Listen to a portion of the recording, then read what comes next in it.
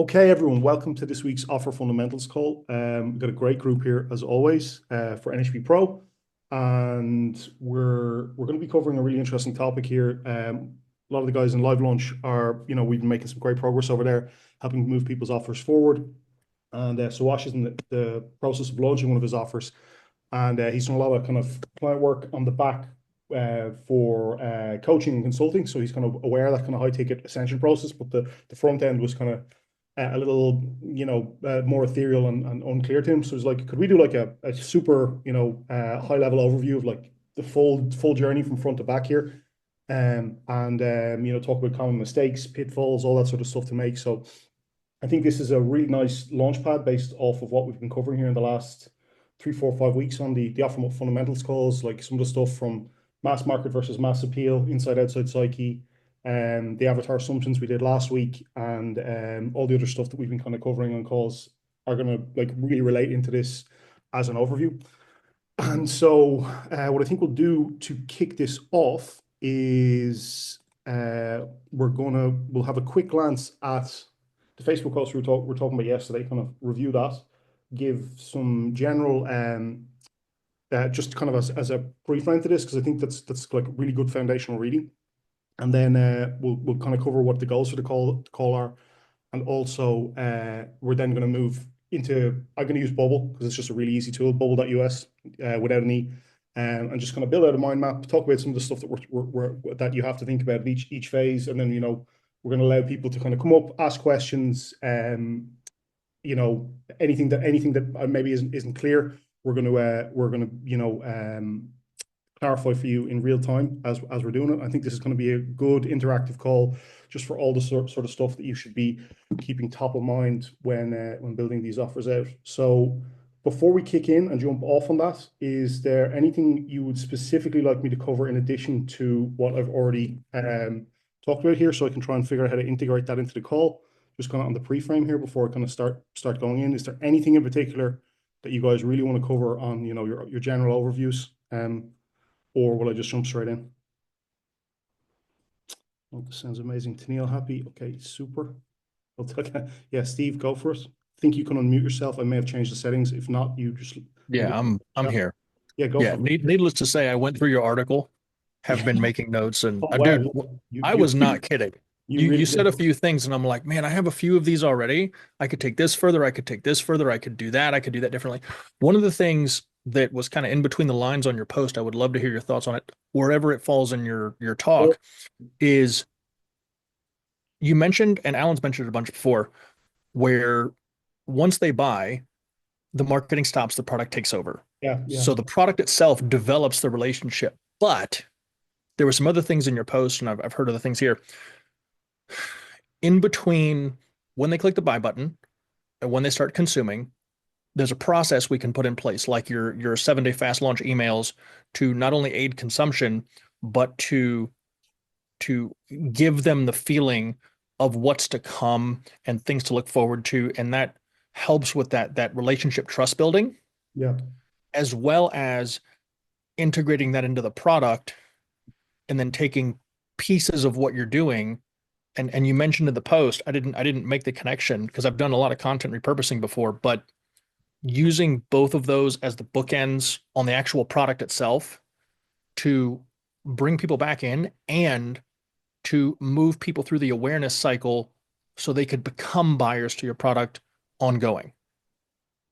And so Yeah. those few things, I was like, wait a minute, there's some gaps there that I'm not most effectively playing with, that'd be very easy to do Yeah. some things with. So Yeah. Yeah. as you naturally come up with that, that Yeah. would be amazing. Yeah, the first thing that just jumps out, which I'll just like throw out there immediately, and obviously other stuff's going to just kind of naturally come up in the call. As I said, my way of thinking is more free associative, but just time to value is the thing that jumps out immediately. Like, how can we compress time as much as possible, to value? And I think I alluded to this on last week's call where we were talking about avatar assumptions. The concept of software came up, and I think the name is David Skog or Richard Skog or Richard Sklosh, maybe he was involved with Salesforce or Intercom. I think it's Salesforce, almost certain it is. Anyway, he had a concept that he talked about for software companies, which I forget the way he hooked it and reframed it. But essentially, the biggest issue with software is the first conceptualization from the user's perspective of actual value. How do I bought this thing, it's a magic box. How can I use it and get some sense of progress towards the outcome from my initial intended purchase?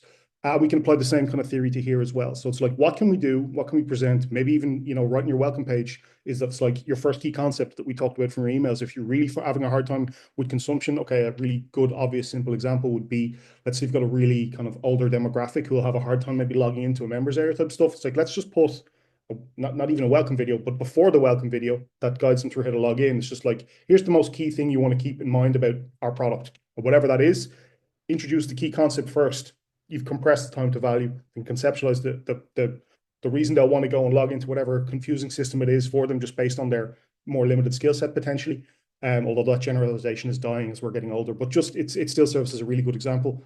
And then you guide them through how to get in, right? And now they've one started conceptualizing the outcome that your product can generate for them, and two, now you're helping them move into the environment that they can consume more in. So time to value is the first way I'll probably answer that, and I'm sure something else will come up and whatever, Steve, feel free to raise your hands and ask more in the future, based on how I can add some more clarification. But that really is the most first and most obvious one that would just jump out to me there. Does that help? Yeah, that's fantastic. Just to add to that, to tickle people's brains a little bit. Um, from a program I had a mixed bag of demographics and technical expertise. Yes. And one of the ways I solved consumption was paying attention to some of the complaints people had, Yeah. and ended up taking the lessons, which were videos and some like interactive like exercise kind of things, and pushed them to almost like a book format. Follow the diagrams. You can read it this way and do it this way. And by offering those different avenues of ways they could consume it, like everything, all the engagement, everything just shot right up. And I Yeah. was like, aha, that's definitely something I need to optimize for. And so I went back through with each of the little exercises or parts of the program and just pushed that all the way out. And it was very easy for me to create different pathways in the group of information that I had to say, okay, if this is your goal, here's your custom pathway versus the whole library. If this is your goal, here's the custom pathway. And then giving people the different methods of consumption. I mean, Yeah. it was very full-time relationships, and it was fantastic. Yeah, yeah. Sorry, I was updating my notes there. One thing I forgot to kind of I'm going to have a glance at my notes every so often, was to talk about that. You're correct. Scanning your, Alan's talked about a lot about those kind of like ClickBank style offers, that where people the guys would ignore the refund desk, right? Or the support desk, because they're, fundamentally, a lot of those guys are creating offers that are not even ethically, their ethically gray area would be probably being tied to some of them, right? And that they stay away from the complaints box because they don't want to actually learn any of the issues and deal with that kind of psychologically personally. But yes, none of us I'm going to assume none of us are operating in that type of market. We're all kind of creating great products, and that should be the whole focus. Even if you read the post there yesterday, that's essentially at the foundation of it. Like, we can talk about kind of, dry testing, MVP products, that type of stuff as well. And they're great to get up, test an idea, especially if you want to get going. But those types of products don't really stand the test of time, because that time to value and disengaged user ends up kind of emerging, right? Because you haven't put enough care into the product. So great for testing, not great for building that ascension. Theo, what's up? And Yeah, what's up, Kevin? anyone else, feel free. Also, let's congratulate Theo. He's just closed a killer deal from one of the referrals we gave him in here. So congrats, Theo. Thanks. Great deal. We're happy for you. Yeah. So anyone else got any other questions? Feel free to raise your hands. Because I know some of you've come onto the call. And Theo, yeah, what's your question, mate? How can I help? Yeah, I have a question regarding to price points on order bumps. Like, what's your take on that compared to the front end? Because, the way I see it is like you can price it like a front end, and then the bumps lower price, and then the ups are right. So it goes like Yeah, high, low, and high, right? Or yeah. would you rather price like low front end and then, have some bumps we can price like 37, 27, and so on? Yeah, I don't know. It's kind of intuitive, and this kind of links to what we were talking about on the Nature and Need call last week. It Yeah. depends on if if and magnitude of problem, right? So it's like essentially you create a lot how value is created is perceptually, but it's also created in terms of how pressing the problem is for the individual, right? It's like if I've got a Hmm. light headache and there's a painkiller near, and let's say I've got a throbbing headache and you've got a painkiller and I've no car, I've no access to go and get one. I might pay you $20 for the painkiller if I really feel like I need it, right? So I've now created a high magnitude problem for something that is a generic product, right? So in that context, I'm willing to pay more. Hmm. And so, right, well, that's not a bump. It's just a good example from, in terms of how price is related, not even just to the perceptual value, but actually the circumstances of the individual, right? Same is true for our products. So, you have to link that to magnitude of the problem that they're currently facing, um, and also, perceptual value, right? So you can create a lot of perceptual value in terms of naming conventions, how it enhances the experience to the core product can sometimes can really help you play with price there a lot. If it feels additive Hmm. to what they're currently purchasing, the price elasticity tends to go up quite a lot. If it's adjacent and it's kind of need to have, not nice to have, that you don't have quite so much price elasticity because they can say, is this for me or isn't it, right? So it's there's a lot of lenses of analysis, and you'll start to get more intuitive with that as you build more offers. And I know you build a lot, right? You're probably already getting more of that intuition for like how what stuff I can and can't price, or what type of price Yeah. range will Yeah, it emerge. depends. Yeah. But those are the types of things that you go through. I'm sure there's more, and I'll probably like ask that question again in 45 minutes. I'll probably have additional answers, right? Again, I'm a very freely associative thinker, so I'm not, while I can be process driven and I'm good at explaining things in process, I have a lot of unconscious competence, and my ways of you know uh, conceptualizing things, they actually come out of me through questioning rather than I'm always fully aware of what I'm thinking at all times, if that makes sense. So yeah, Deb, feel free to press Yeah, that one, absolutely. and if it makes sense, or if you see anything that's, oh, hey, could we relate that back to the bumps thing, we'll ask it again. Yeah, Daniel, 100%. yeah, my Thanks, man. man. Daniel, feel free to unmute. Can you hear me? Yes, loud and Awesome. clear. My question was like, what do you do when your offer has been running for a long time and there's a high chance that the market is pretty much aware of it, and that the CPMs are rising, the cost per click is rising because like the market has seen the offer enough times. Yep. So what do you do in that scenario? Couple of things you can think about there. One, we're actually going to talk about this as well. I was going to hide this till later in the call, but considering you're asking it straight away, we'll just talk about it. Um, Not a lot of people think about this, is environmental factors. So, what's changed in the world around your audience as well that are potentially shifting the dynamics as to how they're looking at your offer. So, the like, while it may just be offer fatigue, it may also be that the market has moved slightly in 5 or 10%, and I'm using a percentage approximation just as a quick shorthand thing. But like, even what is it? What's the term? It's like watershed type moments. Something has shifted in the environment that could potentially be part of it as well. So just looking at it through that lens can be helpful. If it's not that, and then it's like it is just a case of generalized offer fatigue.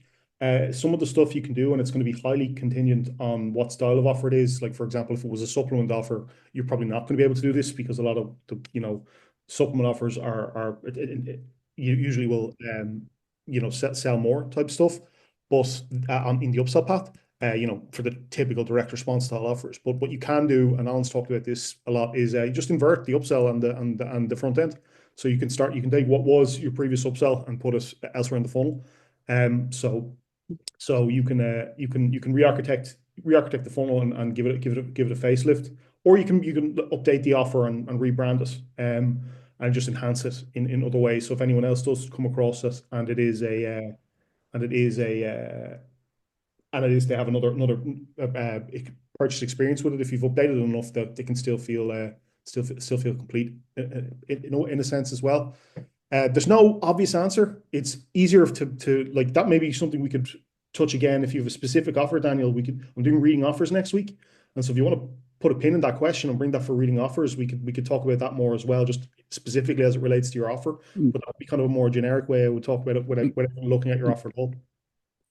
Got it. Like a follow-up to that question would be like, what are your thoughts on kind of like going from the direct response world to Yeah, the like the more standard like the non-direct response world where you're simultaneously building a offer or answer. more like a brand name Yeah, which isn't relying on direct response techniques yeah, to become profitable.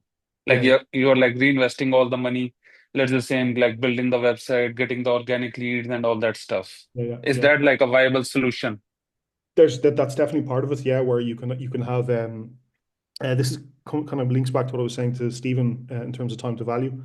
Whereas if your original core product has a lot of time to value in it and people get great outcomes with it, and then that becomes a feeder to your branded site. That branded site then starts, building domain authority, a footprint, etc. And then people start organically sharing that as a feeder hub. I don't know, maybe you're using it as to build your organic site to build a community, right? As an example, that can be something that will then takes a life of its own, and people start referring in. It's like so if you think about how can I take one customer and have them turn themselves into three customers just by referring friends, it won't happen that linearly, but that type of thing can happen with those kind of branded sites.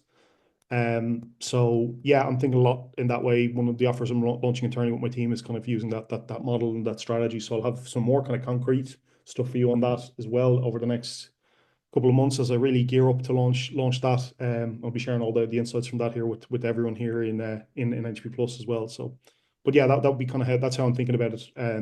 On my end as well is when you have a good core product and you build goodwill with people through consumption, they'll tell anyone that they think it's relevant for. The only caveat I'd give to that will be um if the nature of the product is something personal, like let's say, okay, simple, really obvious, silly example. Just let's say it was an erectile dysfunction product. It's like you're not going to share that one with your mates, right? It's like so there's some context to that. So you have to obviously, is that appropriate way of thinking for your market? But assuming it's shareable and reaches that kind of criteria, that would be something definitely worth considering. Stephen, let's go for it. No. Thank you. Yeah, no, sorry, do you have a follow-up on that, Daniel, by the way? No, no, like I was just thanking. Thank you. Yeah, no worries. And I answered your question. You're happy? Perfect. No. Perfect. Okay, Stephen, and then we'll Hey, call. just to piggyback on what you were saying there, there's something else that I've seen used with some of the bigger clients that I've worked with, and I've also used it at scale. Um, with a static market, it can be very, very tough. With a dynamic market, it's Yeah, obviously much easier. But um, the longer an offer is running, you're to keep it going and to scale it, obviously you're getting into more people who either have resistance through comparison or they're just problem unaware. We're going yeah, to run into more of that and all of that. So here's something that I've seen run successfully plenty of times. Um, if you consider before somebody buys something, they have to consume things that help convince them that that's probably the best thing for them. It's kind of like when we all go to Amazon to buy something. There's something we've already consumed that gives us that search phrase when we go to Amazon, so it matches the intent in the moment, yeah, right? So an easy thing to do is to kind of get more life out of all this is go to something like Answer the Public and get a list of all the phrases and questions people are asking because those are the things they feel like they need to know before they can buy anything, and then figure out which ones have some of the highest traffic rates. You can do that with something like Keywords Everywhere. Answer the Public also gives you some data on that, yeah, yeah. and then make advertorials as a bridge page. Yep. So you can use your ad to an advertorial that looks like it's informing you and actually giving you something for real.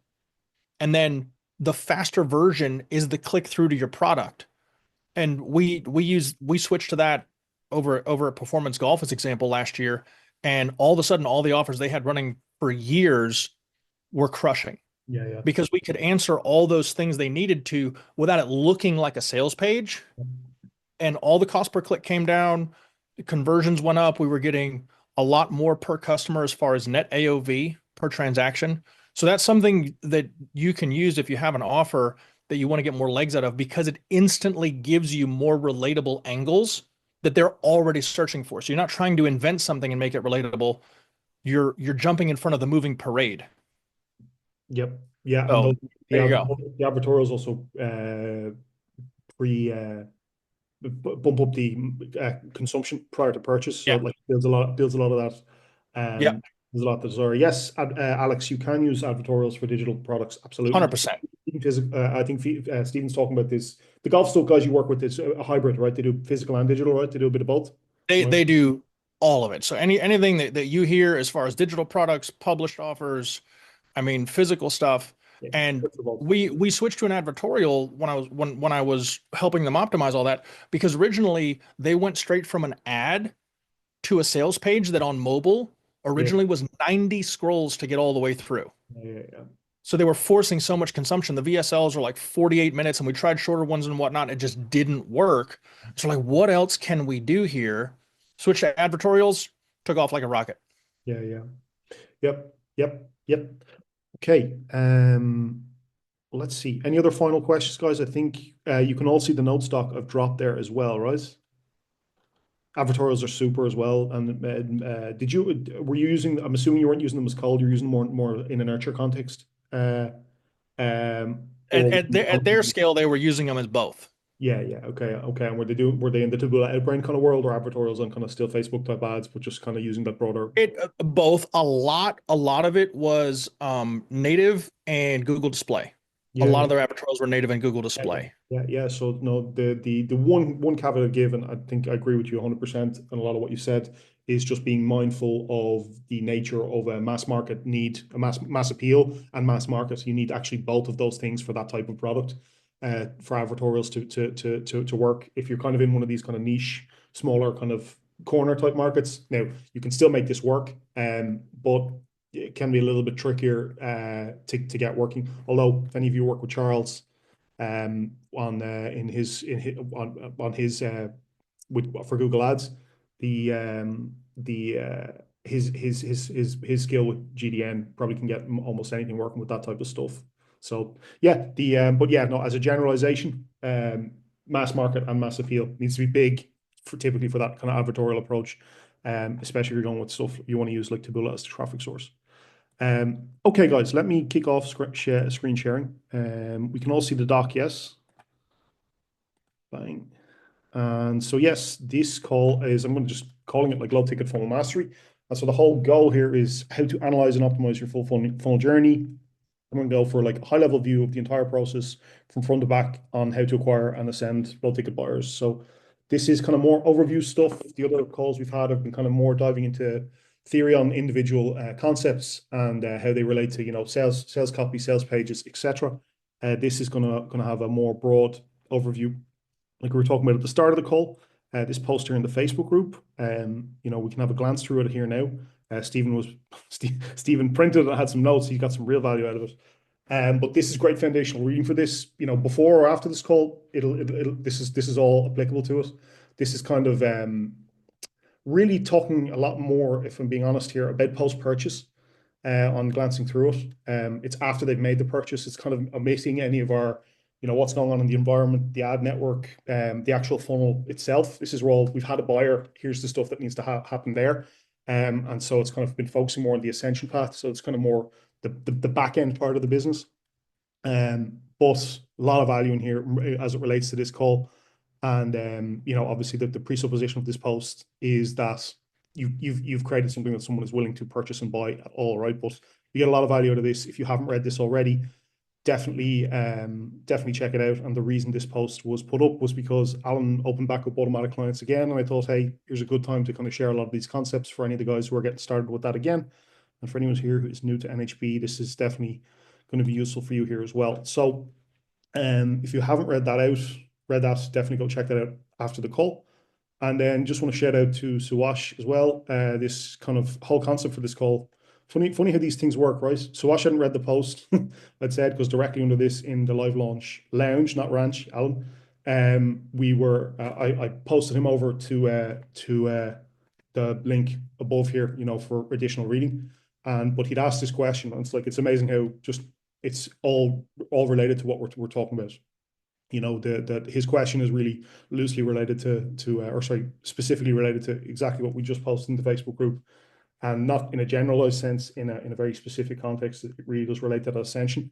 And so the goal for this call is to really fulfill on this. How do we have a complete understanding of a step-by-step from cold lead to high ticket clients? How do we think about that at each stage of the process, and the psychology of each part of the journey? What changes throughout, from ad network to landing page to checkout to upsell path to welcome page to members area to consumption via email to your call booking form. I'm going to talk about this in a traditional high ticket book a call style model, because I think that's a lot of what people probably have some familiarity with. But you could apply this to like a recurring subscription, any of that type of stuff. We're going to think about it primarily in that context. How we scale each part, what to be mindful of when scaling up. And this will obviously mainly be in the ad network, but you can scale problems as well. So we want to make sure we're not doing that. And then key mistakes people make. And like I said, this is going to build on some of the stuff we talked about last week. So tangible versus intangible bumps, which is the very first call we did just on tangibility. The avatar assumptions we're gonna talk here about as well. Inside outside psyche, and this is kind of linking to a lot of the mistakes people make. Inside outside psyche is a really good one there. Mass market versus mass appeal, and then the nature of needs that we covered last week. So yeah, these are good. These concepts will probably come up again as well throughout the call, and then also just at each step as we build this out and kind of talk through this more. The kind of 3 criteria for evaluation. I just made this up before the call, but I think they're good. It's just like key considerations at each step. What most people mess up, or like common mistakes, I think are good to kind of talk about, and then enhancements that nobody thinks about. So these will just be kind of 3 things that I'll try and talk about for everything. And then Stephen, I literally jotted this down based on what we were talking about here is time to value. And this is just a kind of additional concept we're talking about here on the call. That's come up. This wasn't even in my pre-notes, but I think that's one of the very first things as it related to your original question. How do we increase the ability that they'll ascend, is how do we compress the time to a valuable event for them.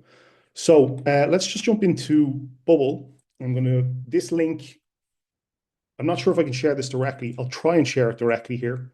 If not, we're going to have to work with the call as it is, and then I'll either get a link out to this working or take screenshots and put it into the doc so everyone has this kind of overview. But for right now, I think this is probably going to be the easiest way for us to demonstrate how we think about this. So we have, now let me guess, Bubble working here. New Bubble. Yeah, perfect. Okay, so we're going to think about this in 6 steps, maybe 7. I'll see how they pop up for me.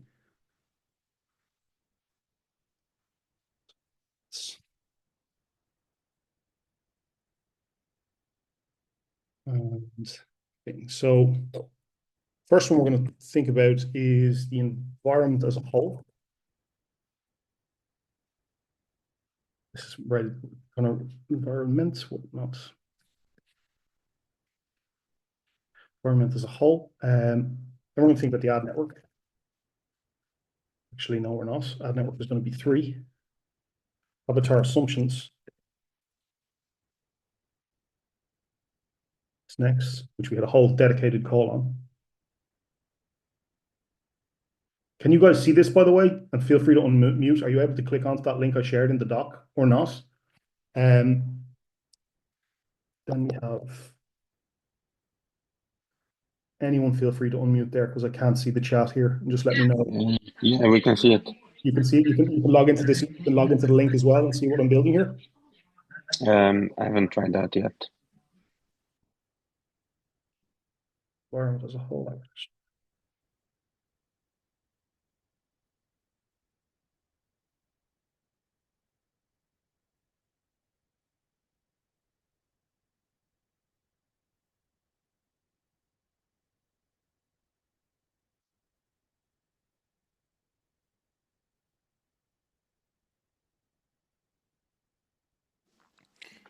So I personally created a quick account and it said that you don't have access to this mind map. So I think after the call you can just simply maybe they should collaborate with. Yeah, I'll have to enter any email names. No, so I'll figure out how to get it shareable to you guys all afterwards. We'll do it on the call here as is. I'll just make sure we can see everything.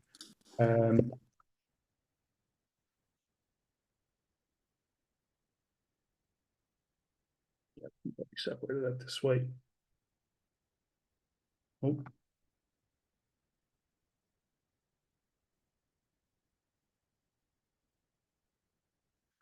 I'm not sure. And then ascension.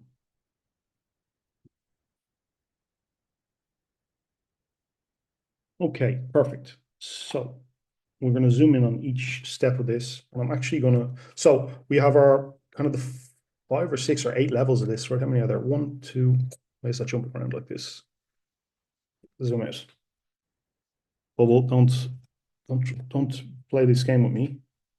Delete, yeah. So we have these 1, 2, 3, 4, 5, 6, 7, 8, 9 levels, right? And you could probably combine a few of these, but these are useful to think about as kind of separate events and then integrate them all together into a singular concept. And then also, actually, you can have that branded ecosystem that Daniel was talking about. I'd almost look upon that as a separate universe that we send these people to, right?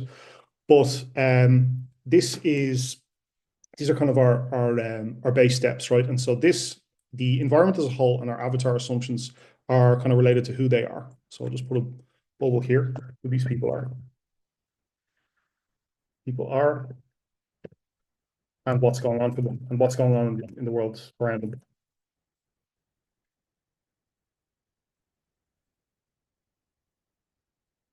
Right, and so this kind of speaks to their lived experience, which we've talked about a bit on previous calls, and just current events that are potentially shaping their perceptions, beliefs, and even some of the nature needs stuff, in particular around those kind of transient needs that we talked about last week.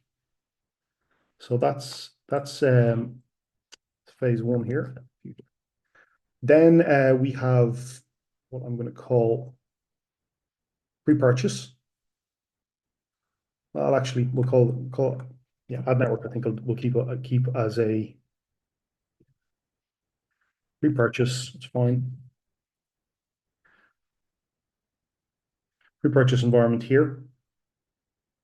And checkout should technically be there, but I think checkout is better thought of as a first evaluation of purchase.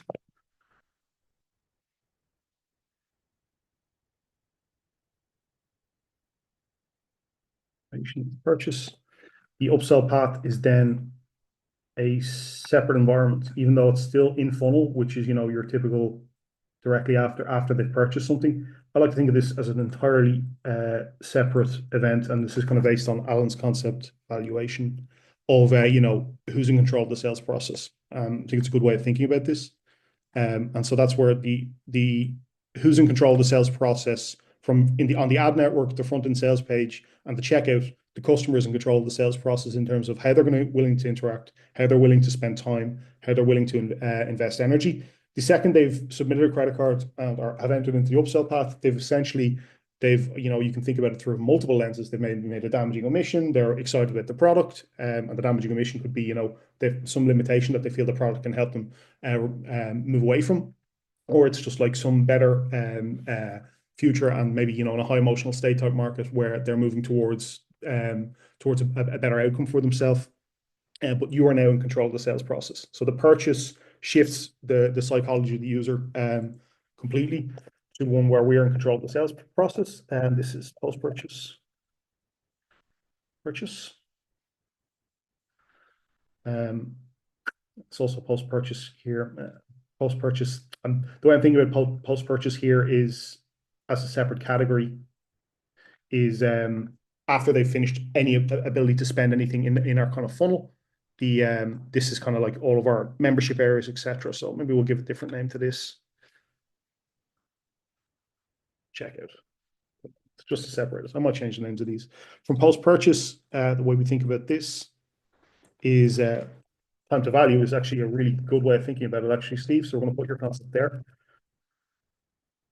based on your question, time to value.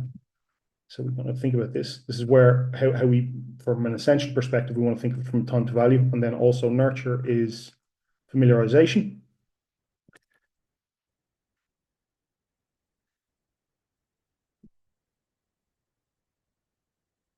and then ascension is secondary transaction. And let me have a glance here at my quick notes, and we're going to expand upon all of these, right? Just kind of the bottom layer here is kind of the easier way of thinking about these. The top layer is just how I'm segmenting them based on how I think what's going on for the user at each stage of the journey. And so some of the mistakes are probably becoming more obvious to you. Sections, secondary transactions. So firstly, before we jump into any of this, can everyone see this properly? I know we're kind of jumping around and it's probably pretty zoomed in, pretty hard to see, but I'm going to open up chat here. Just want to check in on everyone here properly. Yes, everyone can see. Yeah, it looks great. You can all see perfect. And can you see where I'm going with this? Are you starting to get a general kind of overview of how we're thinking about these? And we're gonna start building out additional stuff as it relates to this. Okay, perfect. So let me get back to the screen share. Back to Bubble. Okay, so the environment as a whole. Now we're going to just put like our bullets here. So what's going on with them? With them, what's going on in the world around them?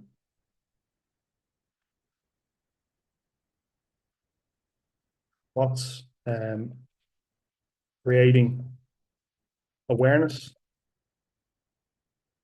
for us? What's creating desire for us?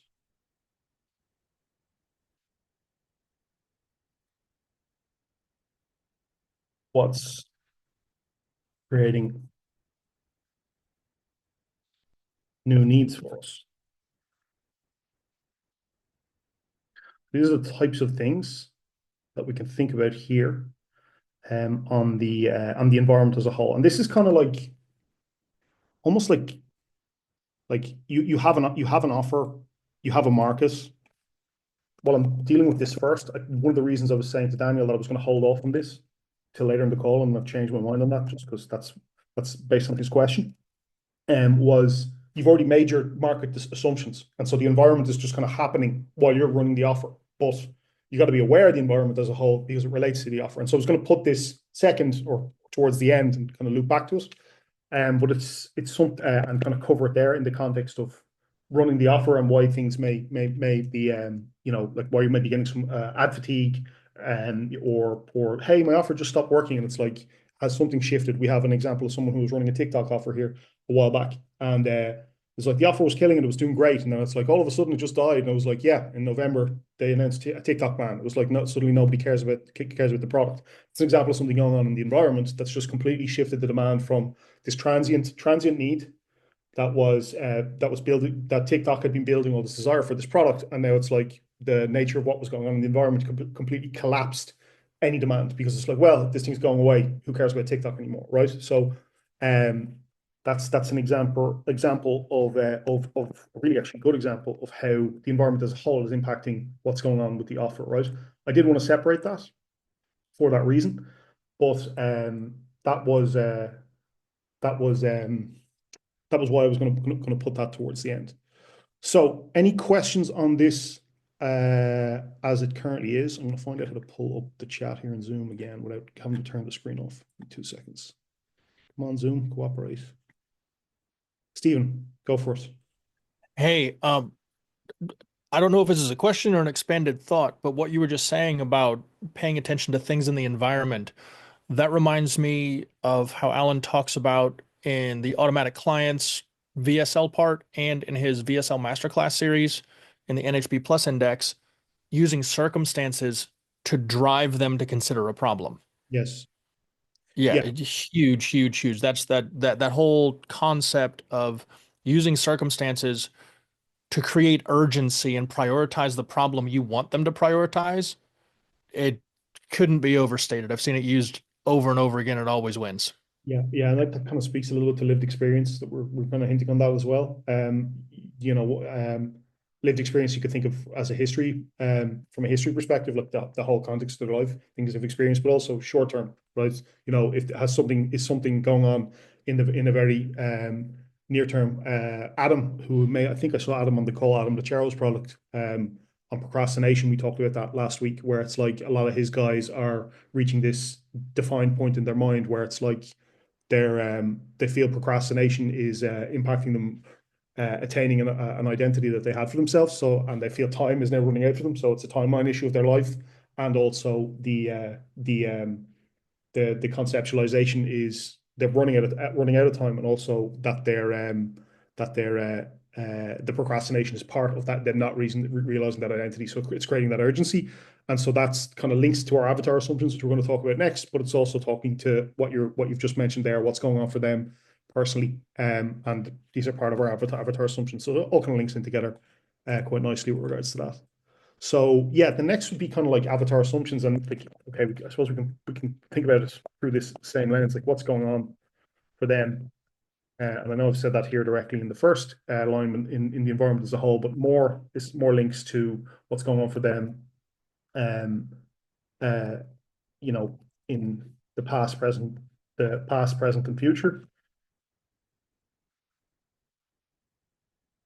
future, Whereas in the environment as a whole, it's kind of in the immediate, what's going on here today, like, or this week. It's more news cycle related versus what's going on for them in kind of their whole conceptualization of their life as a whole, and how they're viewing it. So there's that aspect to it. A lot of what we covered on the avatar assumptions call here last week will go even deeper on this. But who they are, what are their goals, what are their limiting beliefs, things that are inside their psyche versus outside their psyche.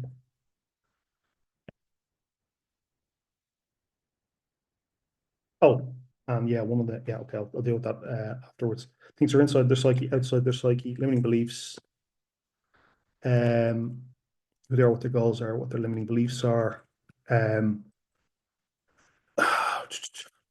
their desires are, and what limitations they have. And these can be both perceived and actual. Perceived to them and actual. So, for example, an actual limitation would be resources, right? Don't actually have the money to purchase your high ticket program. The perceived limitation is I don't have a skill, right? I don't have the ability to execute on your program. It's just there's a difference there, and that the perceived capabilities can also slightly be linked to limiting beliefs, but that's kind of more in the kind of hopeless, helpless, worthless category.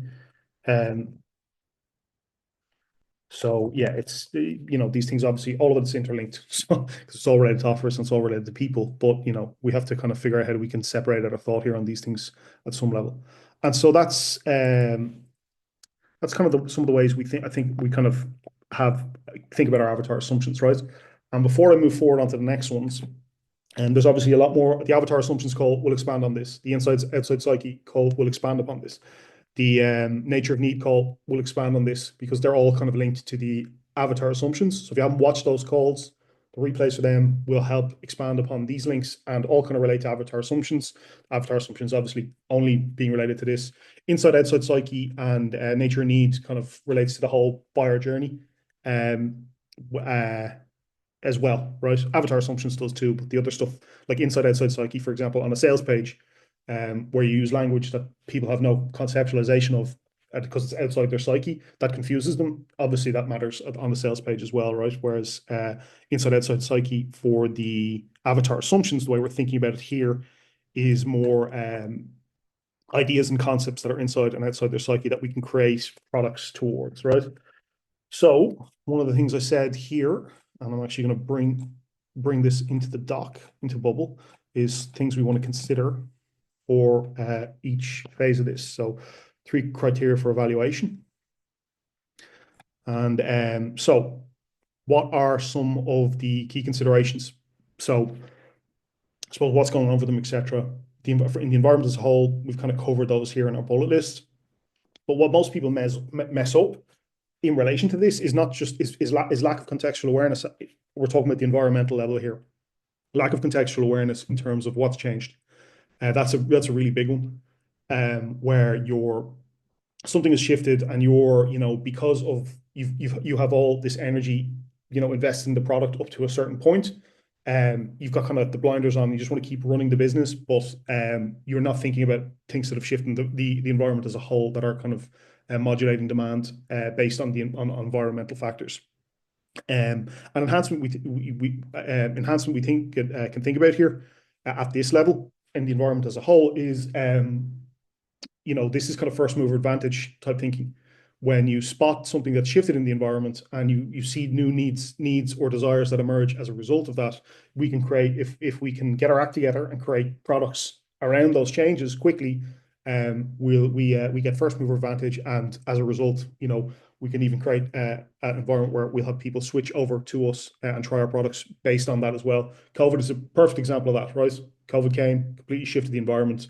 All the factors change. It's like, oh my God, we have to get online. And suddenly all this like Zoom stock price exploded because everyone started using Zoom, right? It actually built up. COVID actually is probably the reason we're using Zoom as this platform.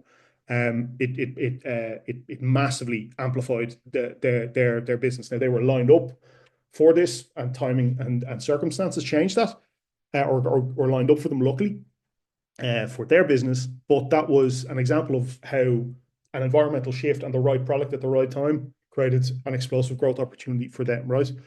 So they're kind of some of the key considerations, what most people mess up, and then kind of enhancements that nobody thinks about. And on the enhancements level, it's like spotting and just thinking about what's going on in my environment as a whole, and how can I create products that serve any of the changes that are going on there. Won't always be possible based on, we don't have unlimited resources and capabilities always, but just being aware of this can help you spot kind of gaps in an opportunity as a whole.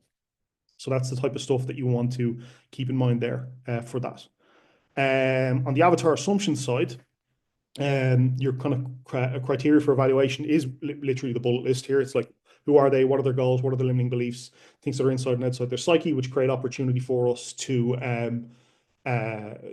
create products based on things that they already have belief in or prior exposure to, and what their desires, limitations, etc. are. So there's kind of like our key considerations. That's what this bullet list is. But what most people mess up here is misevaluating the criteria of the market. So of the avatar. So you create the product, and actually we spoke to this. I was going to put this as a side thought in that document. I'll go into my notes and find this for the post I put yesterday. I was going to add this as a side thought. But there's a couple of business owners is one of these concepts we have, where it's like you create the product you want to create, you create the product the market wants, or you create the product that serves your need. And so it's a big mistake that people make here at this level is you misevaluate the criteria of what the audience and the avatar want. And so you create things that serve either your interest or the business interest, and not the audience's interest. And also last week when we were talking about the nature of need, the one-time needs are a really good example of this, where let's say you're running an education business. I think I used this example last week, and you're teaching people how to get better SAT scores. That's an example of a need. The second the SAT is over, the demand for that product from that individual evaporates to zero. There's no more residual value or accretive value in that. And so it's an obvious example where no one would try and like follow back up with them. You might try and go to college prep or something beyond that, but you're not going to go back and try and sell that same audience SAT stuff, right? So that's a really obvious black and white example of something that you can, almost no one will make that mistake because it's so plain as the nose on your face. But it's easy. There's simpler, more nuanced examples of that where you're not thinking through that actually this is a one-time need and I'm trying to price this as a recurring product. For example, one of the guys in live launch we actually fixed this for, and Theo, we won't talk about who it is, but Theo was on the call for this because he's working with them. As anyway, he was pricing a program with this exact avatar assumption issue, where it was that it's a one-time need. The second the outcome from the product is generated, we have the need reduces to zero, and so you create what this concept, which is another one from a previous post, called the compression event, where the second when you have a one-time need and you try and sell it on a subscription, the very first purchase that someone makes is they want to get the entire outcome in the very first payment cycle. It's like, because it's a one-time need. The second I've achieved the outcome, I don't want to pay for this anymore. So you compress the outcome, the desire for the outcome into the very first payment cycle. And so that's an example of the type of avatar assumption you can make that you'll misprice a product or misevaluate how you can even charge for something based on misevaluating the criteria that they'll want for the audience based on the nature of the needs that they have. Stephen. Hey, interesting question with that perspective. If you do have an offer that, like by the principles in your article yesterday, is actually a really great offer and it does get people a result, does this not also call back to the principle of figuring out what the next problem is and then selling them the next offer based on that next problem they're going to have, like a catalog model kind of thing versus one and done? Yeah. So I'm not sure. It sounds like you may have missed the Nature Need call last week. I did. I had to go pick up kids. I was going to go watch it again. No, you're good. No worries. I'll just jump in there. That's fine. We'll kind of just give a quick bullet list on that of kind of what the nature need is. There's four obvious ones that emerge, right? There's a one-time need, there's a transient need, there's a cyclical needs, and then there's ever-present needs, right? And so what you're missing is the cyclical. Some of the needs you're selling are actually cyclical. For example, you buy golf balls, you run out of the golf balls, you come back, you buy more. That's a cyclical need, right? At a product consumable level. It's like, once I've bought the golf balls, assuming I'm playing the game, you're going to fire them into a field and need to go buy them back, back and buy them again, right? So that's not a one-time need. That's a cyclical need based on actually using the product. So it's variable based on the nature need. So you get a lot of value out of that nature need call. It makes a lot more sense. Yeah. That's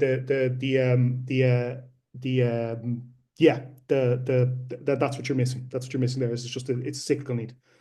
Okay. Anyone else have any questions here while we're on this? I think this is a good natural break. Anything else that's coming up for people, or feel free to just raise your hand, unmute yourself. This is an open environment now.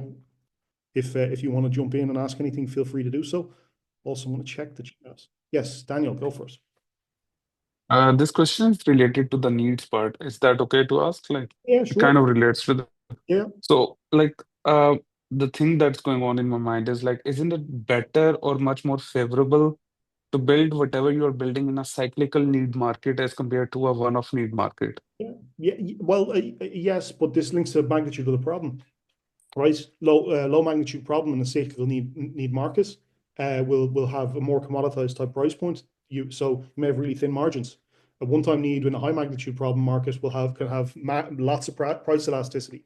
So as a generalization, you're probably right, but that doesn't mean that you can't have one-time need type products. I think Jeremy is on the call here, and his products kind of skew into that one-time need, maybe more transient level. They're not one-time purely, but he's created a great app now. It's his upsell, which he was sharing in the NHB lounge as an adjunct to his product, and I think he's going to get massive price elasticity in his upsell path, because while it may be perceived as a one-time need, it's like solves a really big problem, so willing to pay for it, right? So I think the magnitude of the problem is worth thinking through. That's another lens of analysis that you can apply to that.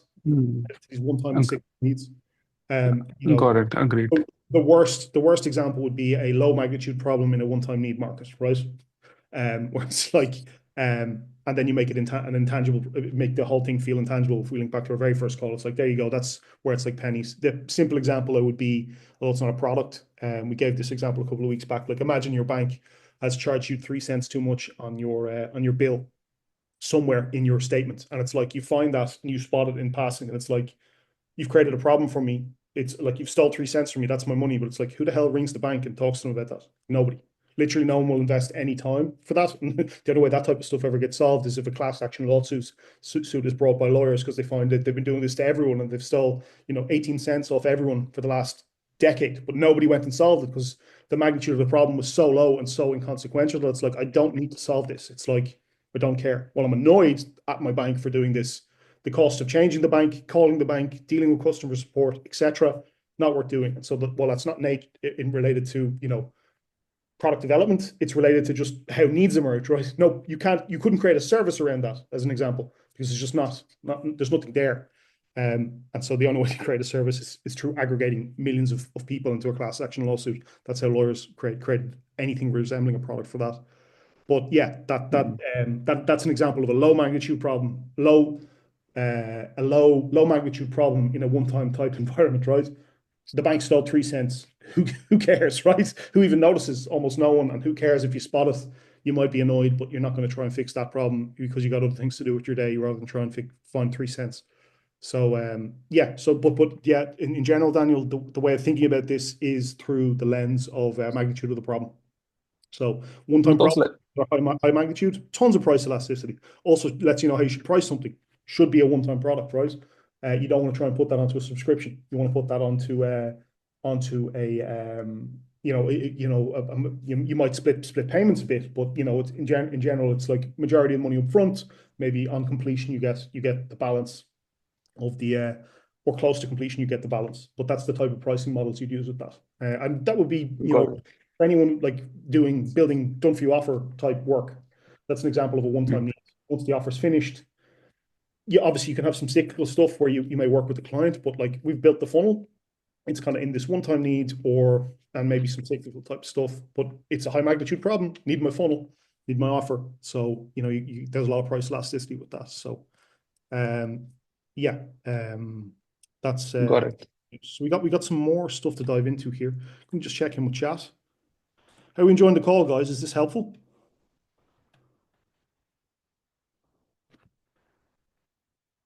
Yeah, I think the app's going to be really big for you, Jeremy, big time.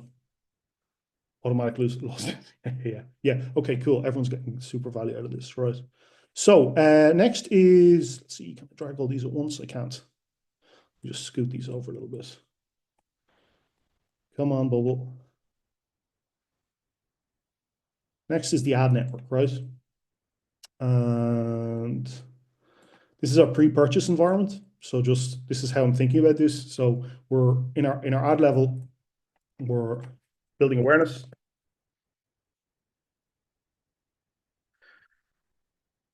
We're building awareness, generating initial consumption, generating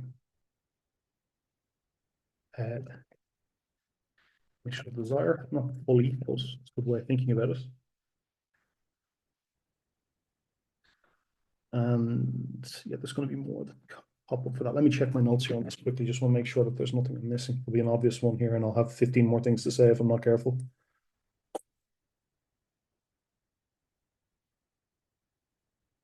No.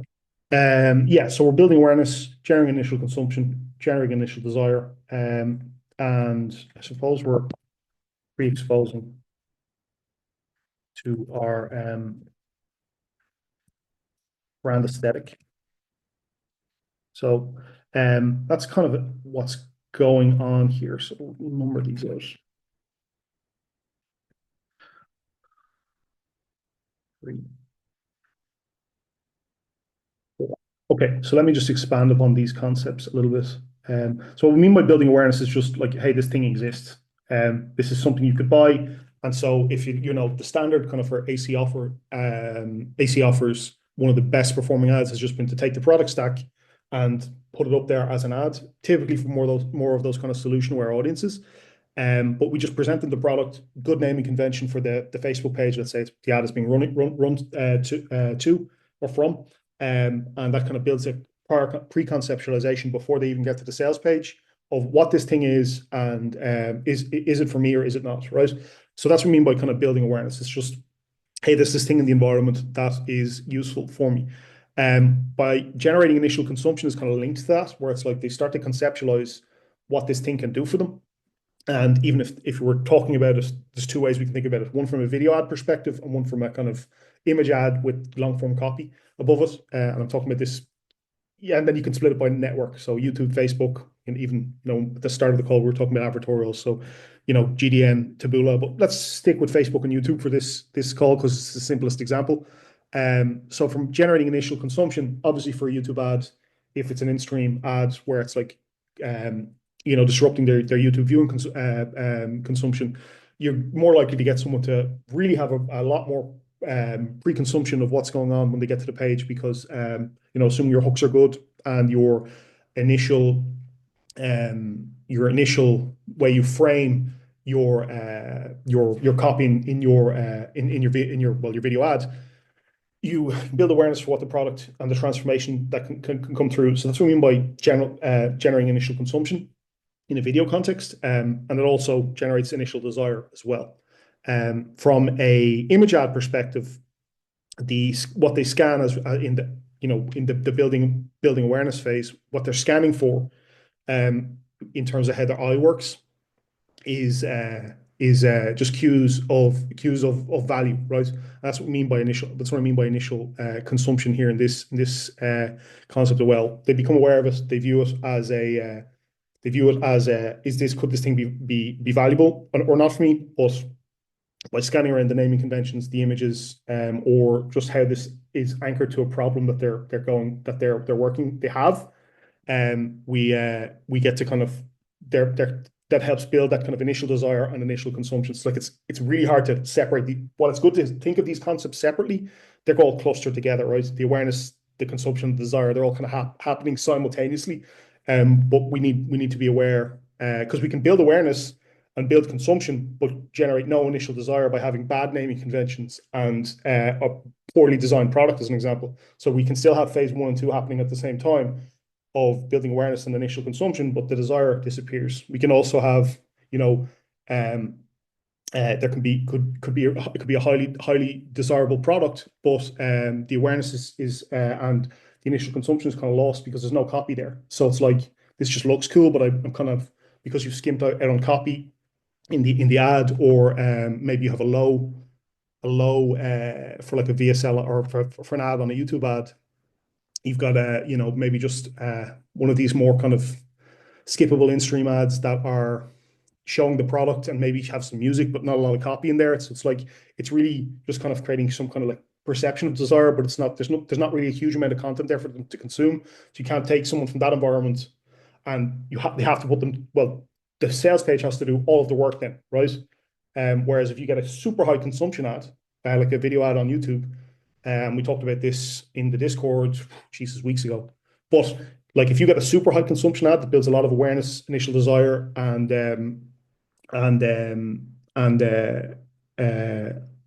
there's a lot of consumption in, you can almost go straight to the checkout. You almost don't need a page if you do the right thing in the ad layer, right? So these things all kind of interplay with each other. And Alan, the way Alan talks about this concept is ad to offer alignment, and so the all of this stuff are the types of things you need to think about for the at the ad network level. And then part of what's going on here is pre-exposing to our brand aesthetic. So they're seeing kind of like our colors or fonts, what the page looks like, or what the brand experience is starting to look like. And then if they go from that over to the landing page and there's an incongruence there, that can kind of violate some of their their expectations as they're moving on to the landing page. So that's where how that links to the front end sales page, which is kind of our next phase. But so they're the kind of key considerations at the ad network level, at least for me, the kind of things I keep in mind. And really, what people mess up is not thinking contextually about how the ad network affects the page. Like it's like we have qualitative and quantitative data. So for example, quantitative data would be like, I have a really high CTR, I'm getting tons of link clicks and no one's purchasing. It's like Facebook ads don't work. And it's like, no, you've created a curiosity click with a, really simple example would be you've got a really attractive, man or woman or person, no matter what it is, that's generating a click, and then you're sending them over to a page, and it's like, there's no ad to offer alignment. So that's one of the things that like people massively mess up in the ad network layers is that you're creating curiosity clicks, not clicks that are congruent with the offer as a whole, and relevant, contextually relevant to build enough awareness for, you know, a justification. The page now has to do all the work rather than the click, pre-framing what's on the page. Enhancements that nobody think about in the ad network level. I suppose it's kind of layering. You can layer in a lot of what these avatar assumptions are in the environment as a whole into your ad. These are kind of some stuff like if you like, for example, I suppose if you're thinking about the environment as a whole, as we were talking about, earlier in the call, any of the changes you see for an opportunity to add a new product, you know, you can then layer that conversation can get layered into the ad in terms of the copy, why this is relevant, and you know your naming conventions for the product as a whole. This is kind of speaks to the whole product development journey. But I think a lot of what's going on in the environment are things to be aware of, and you know there are some really tight operators who around every election cycle, you'll see these kind of like t-shirt companies just randomly pop up and they'll create like, you know, Hillary and Trump t-shirts or whatever it is. And it's like they're really aware of what's going on in the environment. And it's like every campaign slogan that emerges, a t-shirt is out within 15 minutes. And it's like they've got a super high quality design developed, you know, in what appears like seconds, because they have a team who are just like hyper focused on this. So they're like in that kind of like fast follow, they know exactly what they're doing, but they're aware of what's going on in the environment and then applying that into the ad network level and the product level and creating consumption and purchasing off the back of that as well, right? So it's an example of the type of stuff that people make mistakes on in the ad network level. It's just not thinking contextually aware there. The other stuff is kind of using language that's outside psyche. So inside outside psyche can actually attach to this quite well. So you just use language and phraseology that's like, you know, unique and specialist to you. Maybe you're an expert in your field. The really easy example for this is if you're like in SEO and you start using loads of technical SEO language, but you're selling to a non-technical market as service. And it's like you've used all this jargon, which sounds great to you. They have no idea. So you're like you've created a confusing consumption pattern in the ad network layer, and the same problem will almost always translate over to the sales page. But those types of issues are the big ones that jump out here as a kind of the general mistakes people make here in these levels. Enhancements, yeah, again, just thinking about the environment as a whole and your avatar assumptions. Like if you can really layer in the as well if you understand the limiting beliefs of your audience and at the ad network, you can talk to removing those and how or transmuting them. You can create a lot of positive emotion moving over to the sales page, especially for those kind of video or image ads or long form copy ads. If you can build belief around that, removing those or you know, like, okay, let's say you've a lack of worthiness, like I'll never be good enough, and you can remove that limiting belief at the ad layer, suddenly you've got a lot of hope coming to the sales page. And you know that enthusiasm can potentially pull people through the sales page, and that's what a lot of what low ticket offers really are. If you think about it, they can be in that impulse purchase because price points are typically lower, but we can build a lot of desire really quickly based on some of that kind of those emotions and enthusiasm. So a lot of that is playing a part here as well. So they're kind of some of the key things people mess up, and enhancements that kind of nobody thinks about is a lot around the avatar for that. Any questions coming up? Again, I can't see chat, so I'm gonna have to. No, wait, here we are. I can't see chat. Boom. Okay. Come on, chat. Excellent. Okay. Yes, Lassie, come up. And I know I've said that wrong. You're my Norwegian friend or Swedish, I think. Yeah, you're getting closer by the week, Kevin. Yeah. I have a bit of like a weird setup here, so excuse me if I have a little bit bad audio. Yeah, no worries. Audio's great. Okay, cool. So question that I had was regarding this then, congruency in the ad and the front end offer, basically sales page. our offer that we're setting up is we talked about it last week, which is basically a software like credit system. So they get a certain amount of lead magnets from the front end offer. So basically credits to our software. The LinkedIn one, right? What were you saying? Is this related? No, you're not related to LinkedIn. Was it on LinkedIn as well, right? Am I thinking Yeah, that's right? yeah, like the primary the course that we that we add to the bundle that they get in the product is how they can use this lead magnet for LinkedIn, and that's where we have our primary audience. Yeah.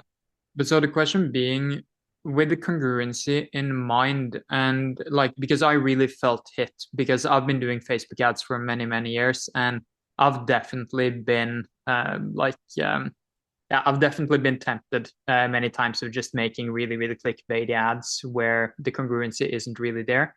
Like Yeah. when selling software in such a bundle, like how would you go about the ad structures then when it comes to platforms, and like is it demoing the software? Like Yeah. yeah, Yeah. what type of directions would you go with it? I think, well, on the tangibility call, which is the very first call, and I think you're relatively new here as well from memory. I think you were saying this maybe Yeah. this is the third week roughly. If you go back to the tangibility call, which is the very first call I did here for the guys here in NHB Pro, speaks to this a little bit. And yes, you're correct. One of the things we talked about in that call was the nature of we have to demo our products because they're intangible, right? And software it speaks to that as well. If they can't conceptualize one how I use it and how it generates an outcome for my business, you're relying a lot on the desire of the headline of the product or maybe what you've called it to carry them through the purchase. So yeah, demos can be really good for that. Your other hurdle with software is the nature of a subscription. Just people are really resistant to on first transaction use a subscription. So one of the things, and I was talking about this with someone yesterday who is also in the NHB lounge, who's asking this question. One of your options is to fractionalize the credits to a more, and obviously you can vary this based on based on the hard costs associated with actually running the software, but you could fractionalize the credits and you could think of it through selling a lifetime deal type offer. You don't have to do that. Maybe an annual subscription and doing it at a price point that's like not painful. Like annuals are really interesting. People don't think about an annual like they do a monthly. They almost think like they almost think, I'll cancel that in a year, and if it doesn't work, Yeah. I only have to pay this, right? So where if you can get even build an annual on the front end and have that be the primary focus, even using an AC style offer, like a $27, $47 type software on the front end that has a really good outcome associated with it, with a good demo. And it may not have like the max use case, but it's like you can present. They can say, "Hey, I can try this. If it works, I'll subscribe." Right? That's one of the ways to remove some of the limitations and the fear of like accumulating all these costs with business and not getting any outcomes with software. Like it's one of the ways business owners catastrophize into the future about like. And also, I have all this time I have to invest in learning how this thing works. So I think removing the limitations of time, how quick it is to get set up, how easy it is. I think that's another layer of analysis you'd want. This kind of leads into a lot of this, as you can see, right? I'm going right back to avatar assumptions. This is who is the business? What are their limitations? What are the constraints that they're going to be they're going to be dealing with in their personal business and also just their personal psychology as it relates to software as a whole, right? Another subscription, another bill, right? Whereas if it's an annual fee at 47 or 67, $67 is probably a really nice sweet spot. It's like it's not that much, right? And if it works, yeah, sure. And you just make it clear, look, this gets you going, you get to see an outcome, you generate a result, and then you unlock at that stage, the software should have paid for itself and you'll want to subscribe. You'll be asking for a subscription, right? I think that type of approach for software, I see it's really underutilized, but I think there's a lot of opportunity for people who really start thinking that way around software acquisition because people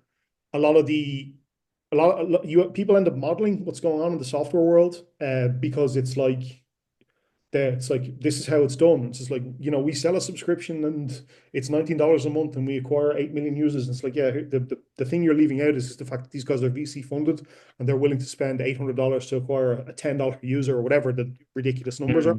Their economics, they're insulated from the economic reality of needing to wash out ad spend. They have essentially relative to, to average players, like, and I don't mean average in the sense we've smaller pockets. We don't have that, we don't have that capability. So it's like we have to be more nimble, agile, and smart about how we go deal with acquisition. And I think for software as a bootstrap kind of self-starter, non-VC funded type operation, I think that thinking of this through an annual fee based on a reasonable amount of credits, but then for the heavy users, they are going to want to subscribe to an upgraded plan. I think that there's a lot of opportunity for that. Well, what do you think? What do you think then, Kevin? In regard, because I'm getting the point that you're trying to quantify it naturally for them, so that it becomes easier again to visualize. And that was like the starting point that we had, which is that we don't, or this is how we've envisioned it, that we're not pitching it as a software, more so the results from the software, because the software in itself is simply put, you get lead magnets that come out personalized for your businesses. So the initial thought we've had is that you buy 10 lead magnets personalized for your business, not necessarily that you buy a subscription, like whether it's monthly or annual or anything like that. It's very clear what the outcome is. And then a part of the bundle is just a course on how to use these lead magnets. Yeah. Yeah, in that type of instance is probably this kind of links loosely to the nature of need. It's more in that kind of cyclical, transient, one-time need type category. Movie like it varies by individual. Some avatars it'll be a one-time need, once I've a lead magnet and done. Others it'll be in that more cyclical one. I think, yeah, in that type of example. Yeah, in that type of example, like you could even do a self-sort where it's like get one lead magnet for $27, get 10 for 67, as an example, where it's like you just create differential where they just get 10x more value, that it's like for not much more money in its perceived value. Those types of, if that the issue I'm running into here with this is now, although, are you using this as acquisition for an avatar that you then have other services for on the back end? Yeah, exactly. Because the product that we're focusing on is a like recurring consulting program, which is at $350 per month. So this is just an entry to get them in. And one thing which is included in that is that they have unlimited access to creating this. So in that instance on the recurring side, but if you use this as cold lead acquisition, you could definitely use software on the front, similar to through a similar lens of what we've been thinking. But your upsells are then like, your upsells for that don't even have to be software. They can just be related to the outcomes you generate your clients in general. Hey, you've got these lead magnets, now you're going to want to know how to, where to put them, how to get people to download them, etc. You can create an upsell pack for that as well. And then, your coaching services come off the back of it. So yeah, if it's more in this kind of one-time / cyclical type need category, and it's not really a software. This isn't really a software play. It's actually, although it's a software, it really is a lead magnet type product for you. Yeah, long term it will be a software play, but right now we're building like this consulting program, and then we're just putting tech components onto it to try to make it into a utility rather than like just a one-time need as a figuring stuff out like a course. But it brings me, like, one thing that you mentioned, Kevin, there brings me to another like question which I had on it, which was pricing wise. Then we have ridiculous margins for creating these lead magnets naturally. So we were sitting and looking at like the price points that we can do, and we're above 94% margins no matter what we do, up until we have like 10 lead magnets for like $5. So like pricing doesn't really matter from the perspective of like margins of delivering the service. Then the question comes, because I have a tendency to go in the direction where I was thinking like, okay, if we make 10, then the offers sound in theory even better at the really low rate. Like it just doesn't make sense why it's so low. And that brings me to another thing, which is that if it doesn't make sense that it's so low, then the actual perceived value of it wouldn't necessarily be where it is either. And the thing you mentioned there was interesting for the basically like bump options that you could have there, which is if we set the price for one lead magnet, which is more significant, then it would probably make more sense to have an upsell for more of them. And like 10 lead magnets is still within reach of what someone would actually use. But if we have 10 lead magnets as the actual like offer, then it's a stretch to get people to buy 20, for example, because people don't understand. They can't conceptualize why they would have 20 instead of 10 because they have zero as Yeah. of now. So just play mm, with the numbers in your head. Like three might be the three to six might be the magic number for it then, and then mm, they'll want more later. But I gotta have to like. There's a lot I need to cover on this call. I do yeah, of course. think you were on the Nature and Need call last week. If not, I think rewatching that call and looking through the criteria for one-time cyclical and transient needs, I think it'll be really helpful for you as you're thinking about this. Just reviewing that, I think Mm, will help some of your thinking on this in conjunction with what we're talking about here. But yeah, yeah. We've of got to cover. course. We've got a ton more of this journey we've got to go through. We've got to tie it all together. So this, I got to kind of Yeah, move on for the moment, if that's okay. right. Of course. Appreciate you, Kevin. Problem. Okay, so they're kind of the criteria for evaluation. Your key considerations, what most people mess up, enhancements on the ad network level. And so now let's get into the sales page. And so sales page, it's still pre-purchase, right? A lot more what we're building here is really conceptualization of the outcome. Conceptualization of the outcome. The timeline for completion, the amount of energy they need to invest to get the outcome,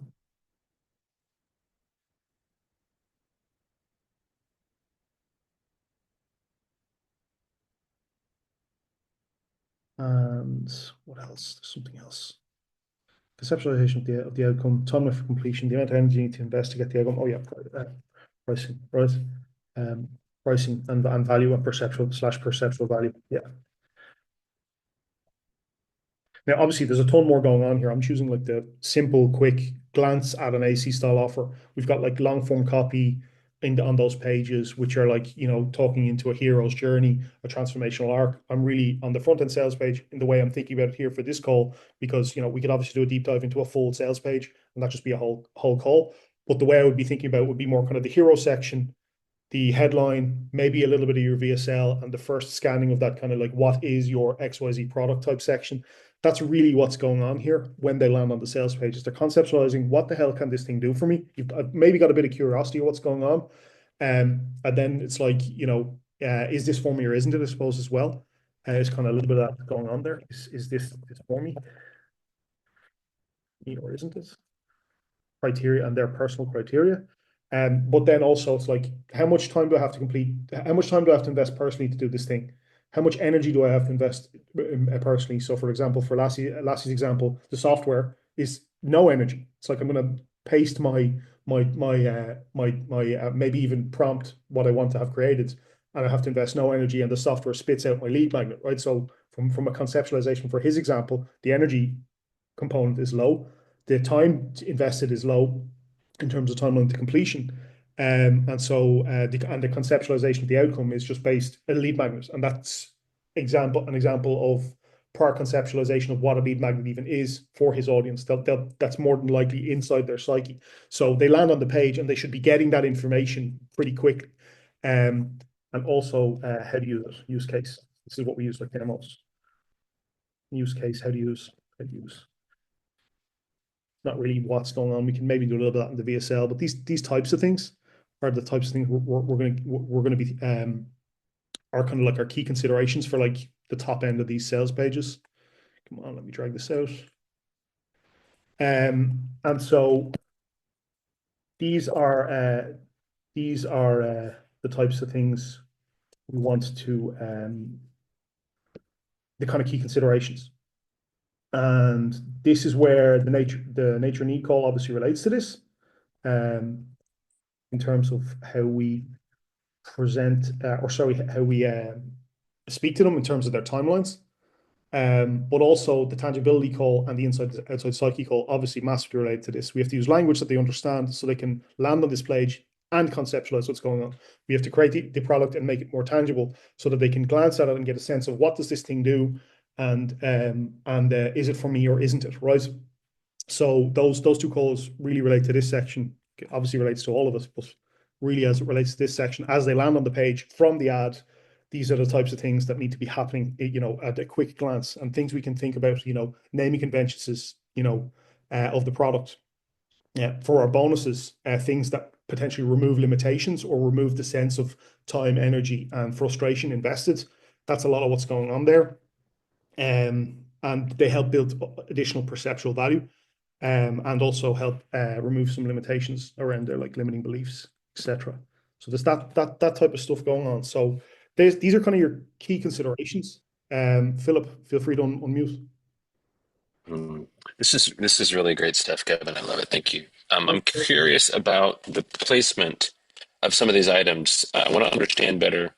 Oh wait, maybe I just was looking at it wrong. These bullet points here are these on the sales page, not on the checkout. Yes, these are sales page. Yeah, apologies. This is getting a little crowded just because Bubble is it. I'll space this all out a bit more before I translate it all into the doc. But yes, this is all sales page, not checkout. Okay, got it. I have Yeah, reading this in ClickUp whiteboards, so I can refer back to it later. So, this is so good. Thank you.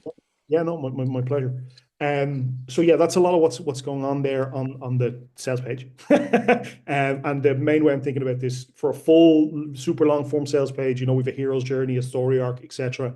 Trust factors, all that type of stuff. I'm really we're thinking about this from a AC style page, and really the first 15% of it. The amount of stuff we could layer into this for the types of things for considerations. If I made this the long form page, would just overwhelm this section of the call. So I'm really thinking mainly about that kind of top 10, 15% of the page. What is your XYZ product and the scanning of it.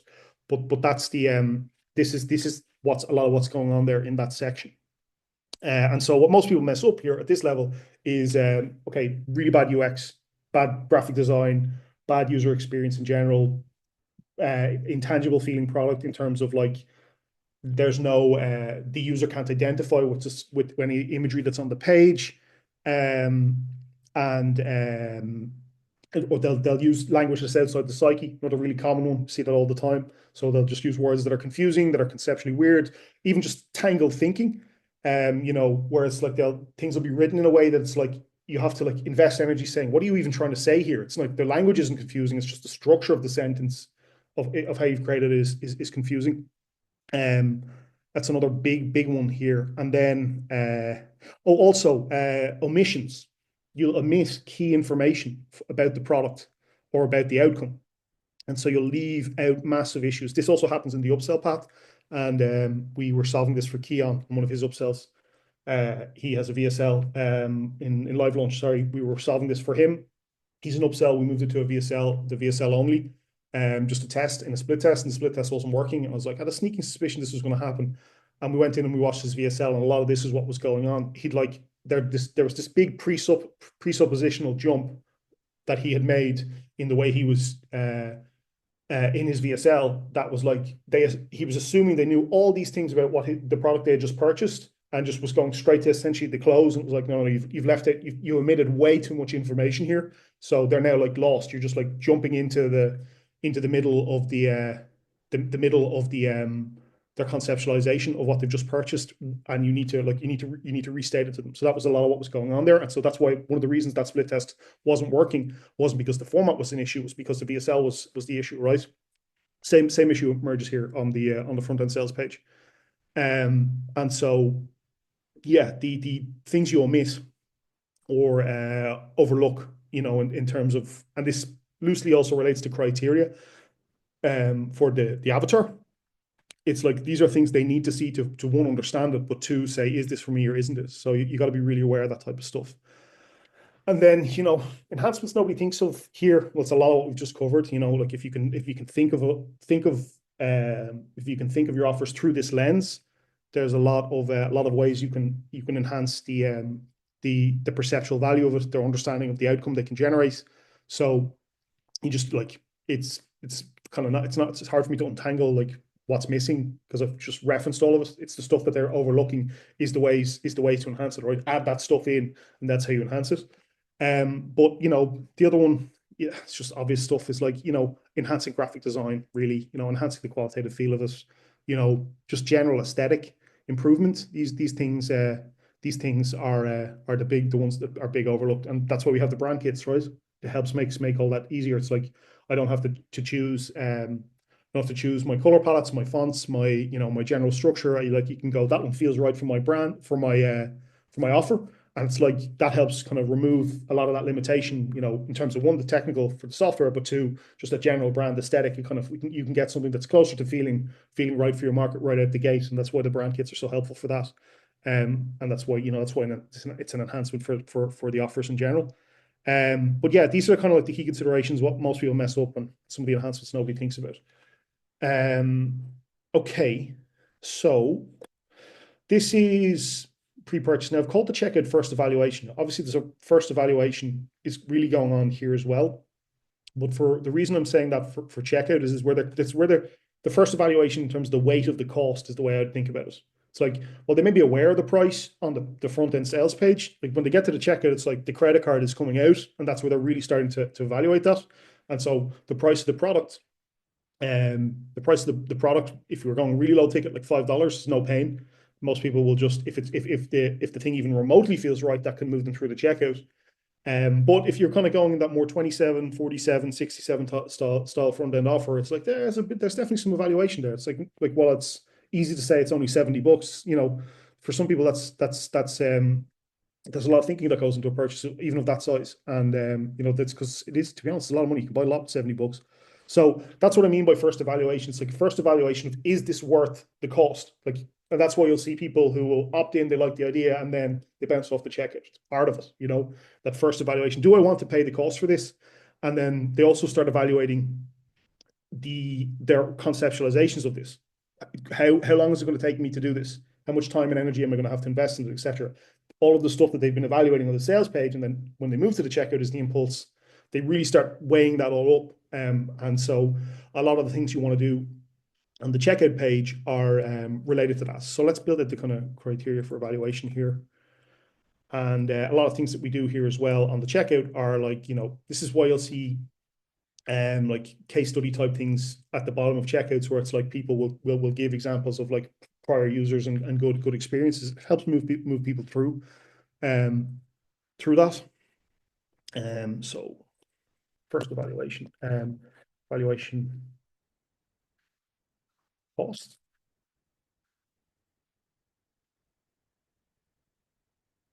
Evaluation of the time investment.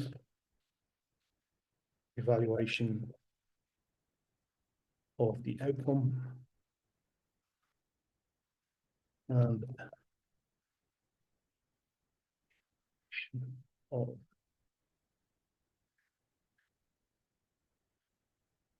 these are types of things that are popping up there as well. And so like obviously all of that evaluation, that's happening earlier, but it's like the focus on it kind of starts at the checkout, right? That's where the real weight of the decision comes in. And so like for super low ticket stuff, a lot of this doesn't really apply as heavily because the price is just so low that there's the threshold of pain they have to pay. They know it's so, the threshold is so low that even if it's, and this also relates to the magnitude of the problem we're talking about, if it's a high magnitude problem with a low price point, even if I don't fully understand the concept, I'll just pay for the $5, $8, $10, $12 for this thing, just on the off chance it may help me. Do you know what I mean? that's why you'll see some checkouts. It's like the offer. Alan talked about this a couple of weeks back. I think we used this example as well, where it's like, someone enjoying Fast Forward, they're running this like brewery offer. He came to the thing and was like, it was like, give me an evaluation of the funnel, tell me what's going wrong with it. And he's like, he gave him like a list of like 86 things to change. And then he was like, also give me the metrics. How's this thing doing? And it's like, yep, it's converting at like 20%. Average order value is like $80 or something crazy. And it's like, we're doing 800 sales a day, something stupid, like the most ridiculous metrics ever. And he's like, change nothing, because that was a passion driven market. So there wasn't necessarily a magnitude of problem type issue, but their emotional investment in wanting the outcome was so high that it was like, it didn't matter any of the other stuff that was going on. And there may be also other criteria for the market that, Alan may or may not be aware of. He's like, I just don't want to delete anything here. This thing's working so well that this is never your rate limiter on this offer. It's like, let's get more ads up. Let's work on your back end. Let's work somewhere else. This is killing it. So this should not be being, destroyed or played with for the sake of wanting to tinker with something. And so, yeah, that's an example of how they're getting pulled through the checkout because of their emotional investment in it, not because of any of the qualitative factors. But it's also kind of their evaluation of the cost, time, energy, etc., was kind of overwhelmed by their passion for the idea as a whole, right? And so on the checkout, like there's a lot, again, similar to sales pages. There's a lot we could talk about here with these. Not quite as much, but there's still, I want to talk about bumps here as well. This is, definitely don't want to leave out bumps. I think I put something up in the Discord group on bumps a while back. Some people were asking questions on this, and it's like, there's a good way of thinking about bumps is, are these additive? Are they enhancements? Are they adjacent, or are they accelerants? So that they add to the core product and in a way that helps me get the outcome. An example of that would be, or helps me conceptualize the outcome. An example of that would be an audiobook version of the core product. It's just adding another way for me to consume it. An enhancement might be, okay, we'll use a behind the scenes example. It's like, see how the whole business that we've just sold you as an idea, or for the 2-hour agency, one of the behind the scenes was an example of the bump that they had there for that product. And that was an enhancement because it was like you got to see, touch, and feel the agency of the person who created the core product. And so it enhanced the user experience. An accelerant would be an example of like scripts, templates, etc., things that can help them go faster. And these things can actually pull someone through the checkout. So like, let's say they get to the checkout and it's like, the problem is, is high magnitude in their head. And it's like, let's say they have a high magnitude problem, they get to the checkout. And then I think actually Jeremy has a great example of this on his checkout. We were talking about this with him. He has one of his bumps, I think, is a vegan or a vegetarian option, and tons of people buy that. And it's like, there's this niche use case user base that they definitely want to have a solution for if they come to them. And it's like, that's created a problem for me. It's like, it also removes a limitation for them. It's like, I have this limiting belief of, I don't even know how to coach someone with this nutritional deficiency. And that's an example of something that actually potentially pulls people through his checkout. That's why the consumption rate's so high in that. So it's like, I wanted this product, and then I have something that's an enhancement to the core reason I'm purchasing it. It like actually moves them through the checkout. So bumps are additive. What is that typing? Additive, adjacent, enhancements, and there's another way, additive. There's one other one. Adjacent, additive enhancements. Accelerant was the other one. Accelerant. Thank you very much. Could you explain again that the additive versus the adjacent? Because I had the additive was like an audiobook, and then an enhancement was like a behind the scenes. What was the adjacent one again? Adjacent would be like a parallel outcome. So it's like, a really simple example would be, let's say you have a weight loss product, but you also have something that's muscle building. They're not the same goal, but they're like the same. It's in the same. It's you go to the gym for both of them. It's not, or for your for the 2-hour agency, an example of an adjacent product would be like, okay, so here's how you set up the agency is all the stuff that was going on there. An adjacent product would be like that. It's not as easy to create an example, but one that's beside Well, it. because the reason I ask is because in my mind that almost feels like something that's good for an upsell because it takes a little more explaining. But maybe that's just in my head. I'm trying to get my head around the Probably psychology of which things do you put as a bump and which things do you put as an upsell. these are they're all options. The ones that will trip you up the most are the adjacent ones. The adjacent ones tend to be actually the ones that create the most issues. This is kind of the areas where people will mess up the most. They'll create things that like you'll have dual outcomes, and it's like if I buy that, I have to Right. invest. So it's related to the energy, like how much time and energy do I have to go to set this thing up? Simple example. Let's say we Right. just software, like buy a software. It's like, okay, now get this other extra software. That's like it's poorly explained. I've no idea what it is. It sounds complex. It's like, it's adjacent. It may be an enhancement at some level to like my business, but it's not an enhancement to the software I'm buying. It's an adjacent software. And now it's like, how the hell do I Right. use the other software? What does it do, right? So it's adding potential user overwhelm. And so those are the types of things where you create a bump. You can have bumps that like potentially can turn people off the core products, where it's like they add confusion, not they add confusion and uncertainty to you know, but it also partially creates desire. I want that other software, but now it's like, man, do I even want the core outcome at all? Because now I have to buy both of these softwares to get any of the outcome I want. So I'll leave the checkout, right? So those adjacent products are where a lot of the issues come up. A lot of Mhm. the emerge where you'll inject something.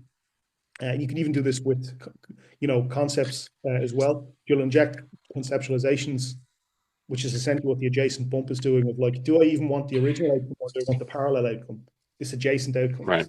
You're creating a paradox of choice. It's like, which jam do I want? You've probably heard that example of the farmers market. Two tables, one with three jams on it, one with 19. The one with three jams does better, and the one with 19, nobody buys anything because there's just user overwhelm. It's kind of linked to that as well. It's like these adjacent products create Right. user overwhelm. Which one is for me? Do you know what I mean? What do I buy? So Right. the adjacent products is really from what most people mess up. It's a lot of what goes on there for the order bumps. Gotcha. That makes sense? Okay, that makes a lot of sense. Thank you. I guess in my mind too, again, the bump has to be a lower price, a low enough price that it's an easy yes. It has to be something that doesn't require a lot of explanation because it just has, yes, I want to add whatever.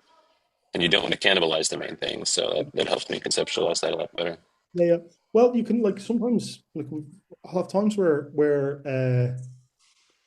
sometimes you go high price on the front and then cheap bumps, but sometimes you go like super low ticket on the front for the core product, and the bumps can be higher priced. It's Right. not quite so black and white, and a lot of that's related to the perceived like if they're an accelerant, Right. is the real example of that. Where did all my bumps go? Yeah, they went away. They disappeared. Here, I'll paste them in chat if you want to just copy and paste. I guess like for me, a lot of what I do is going to be like courses, mindset stuff, helping Christian entrepreneurs. And so like in my mind, a bump would be, here's the worksheets. You've got a video course. Here's a bump, add the worksheets so you can actually fill it out yourself. In my mind, that would be, something like that. Yeah. But I know in the original AC stuff, there was the add-on and then there was the bump. And like it was an actual like that to this day. Could you explain that really quick? That to this day still messes with my head. Yeah. So what's the difference between an add-on and a bump? How do I get my head around Yeah, that? so with the original AC, you do the additive audio book was done as a separate line item. It was like Right. it wasn't a different product. It was just like, do you want to have a marginally more upgraded version of this? It's like it's not like, would you like fries with that? It's like, would you like a bigger version of the burger? Do you want a single patty or a quarter pounder, right? Or whatever. Mm, Like a slightly bigger version of the original thing, whereas the bump is like fries. The bump is like something that's an add-on. An in addition separate, right? So that's a good yeah, analogy. that's why with the AC page there was that there was an order bump, but there was also two line items, and it was done with the audiobook. I'm almost certain from memory that was the way it worked. because it was additive. So it's really kind of a better version of the core product, or an upgraded version of the core product. Yeah. That's, you could kind of look at it as an enhancement. It enhances consumption, but it's not really like an enhancement. The way I'm thinking of enhancement here is like it's somewhat transformative to my conceptualization of the core product. Whereas an accelerant makes me get there faster. The enhancement makes me have a better conceptualization of what it looks like when I'm using it, which is why the behind the scenes is a good example of it. And then the adjacent one Right. is like a parallel outcome, something else. Like the really good example for that is software A, software B. One is for email, one is for like, finding leads. It's like, oh man, now I have to find leads for this thing as well. Do I even want to build this email system? Like, I have to go and I have to scrape the web with this thing, and how am I going to get the leads into my email system? It creates all this like desire thing, or all this like eager overwhelm, right? Software is a really good example for that in terms of adjacent, things. Right. Even though not most people aren't typically selling softwares in a bump, it's still a good example just for a really easy one to create that distinction, black and white distinction, right? So yeah, that's a lot of what's going on there in the checkout and the evaluation there. Anyone else have any questions? Anything else? Anyone else? Anything else jumping up? Is this useful, guys, by the way? It's helpful? Very much. Very helpful. Thank you. It's a really deep call, and there's a lot to it. Good. I'm glad you're getting value out of this, Suwash, considering that you're the reason we're having this call. Yes. Okay. Tio is getting good value. Yeah. The hardcore diehards are here to the end with me on this. We got a lot more we're going to cover here. So let's see. Okay. So that's what I mean by first evaluation. Like obviously, there is an evaluation process, but like it's really the weight of the cost and how I'm going to have to invest my time in here. That's a lot of what's going on in the checkout. And so like they start, that's where that way up goes. And so like, okay, we never talked about the enhancements. That's some of the stuff we can do on the checkout, things we can do there for enhancements. First of all, just thinking about the user flow in there. Like a lot of times people are overlooking mobile and how the user flow actually, Alex, this speaks, and I know you're saying I'm glad you're enjoying the call, but this speaks a lot to what was going on with you for your issues at your checkout, right? We were having some of those tangled up user experience. My expectation when I clicked your checkout button on your offer was like to bring me over to your page, but now I've been hit with this opt-in form. It's like my expectation was going. So you're now even messing up my ability to evaluate, because do I even want this thing, or is this for me or not? Because I've had this, like, you've created user overwhelm. So that's an example of something where you mess it up. It's like you create this clunky process. Like, and a lot of it happens around those two-step order forms. People like them because they I'm getting a lead, and then they'll check out, and it's like, yeah, what you're really doing is you're creating all this friction with people who, those two steps can work quite well, but they're typically in page. You bake them inside of a page rather than have someone click from another page to the two-step checkout form. That they don't tend to work quite well in that environment. But yeah, the idea we have. One sec, Theo. Just let me finish this thought and then unmute for sure. That's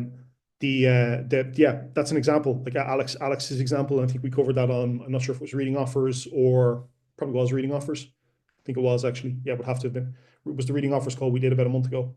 And that was one of the big things that he'd messed up on his, was just the user experience of how they could even get to the checkout to evaluate what was going on, as well as omitting key. Well, he'd made that mistake on the sales page, but yeah. Anyway, we'll come back to that. Theo, what's your question?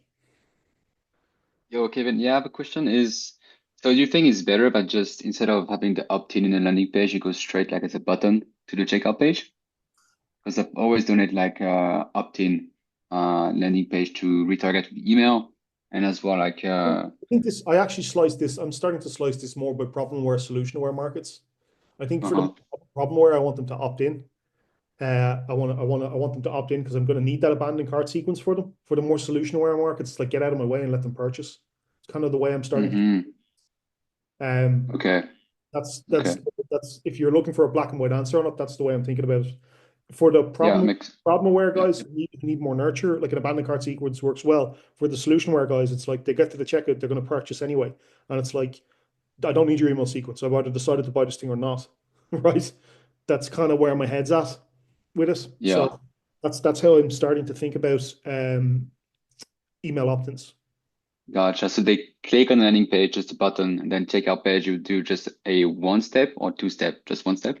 I would go typical AC formats. The only reason I'd have an opt-in is if they're problem aware, not solution aware. They've no idea. If they're in the more solution aware portion of the market, I would remove the opt-in and have them go over to a standard, kind of more standard AC style checkout page and have it just be like name, email, and credit card, not name, email, step two. I think the two steps don't work very well. If you're trying to put two-step, I wouldn't use two-step for an AC funnel, although I have used it in the past. My actual very first version of my AC offer before I even worked at Allen and back in 2019 had a two-step on the sales page. It worked reasonably well. More as a dry test than an actual offer, but you can get them to work.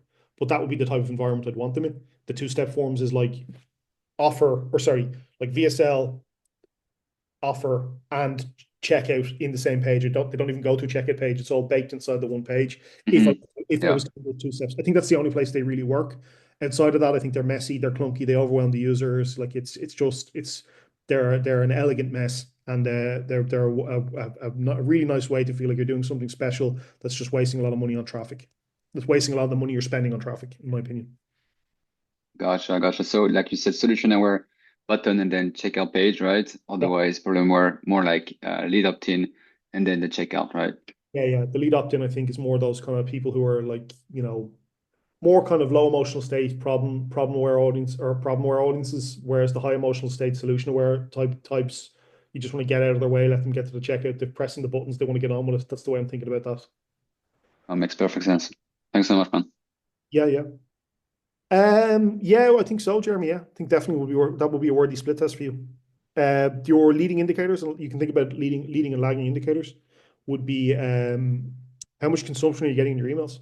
If your emails are getting a lot of consumption, it may be a case that they need that nurture. But I would definitely split test that for you. Would be and your always your uptick would be from just straight revenue. Like you should see this very easy one to test for you, and your timeline for testing it would be like inside a week. So yeah, I'd be yes, yeah, GDPR stuff did play with that as well, Paul, for sure. Okay, let's see, a lot more we could cover on this. Okay, so now that's how we've dealt with the first evaluation. Now post checkout is where things shift because they've actually made a purchase. So this is where we get in. We're now in control of the sales process.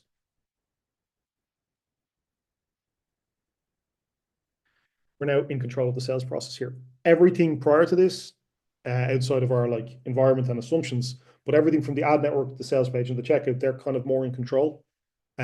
Maybe not for something like a webinar, it doesn't matter. We're in control of the process from start to finish, but well, more so in control. But for the AC style offers, we're not really in control of the sales process until they hit that until they check out, and so that's where things kind of shift from they've in the psychology of the user. They've now told you they want the core outcome. They've now told you they've.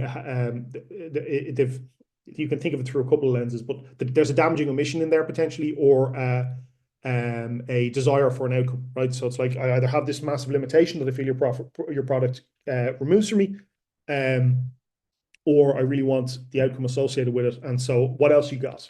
That becomes the psychology, right? So that's why upsells work so well is that a lot about the user there, versus prior to that experience, or prior to them checking out, you can't make any of those assumptions. Like obviously they're still baked in. You're assuming they'll want these things, but the second they've purchased, they're definitely a candidate for this product, right? So and that's what we mean by we're in control of the sales process here. So this is why we transmute potentially force them into a VSL as an example. But yeah, let's see. Let me check my notes. Just want to make sure I'm not missing anything. This is a long call. This is great. We're only halfway through. So a lot to cover here. Just found it up in. Oh yeah, I suppose we could talk about that. Whoa, we're halfway there. Whoa, living on prayer. Okay. So yeah, in the upsell path, yeah, we start to get in control of the sales process. We're aware of the hopes, needs, and desires of our audience.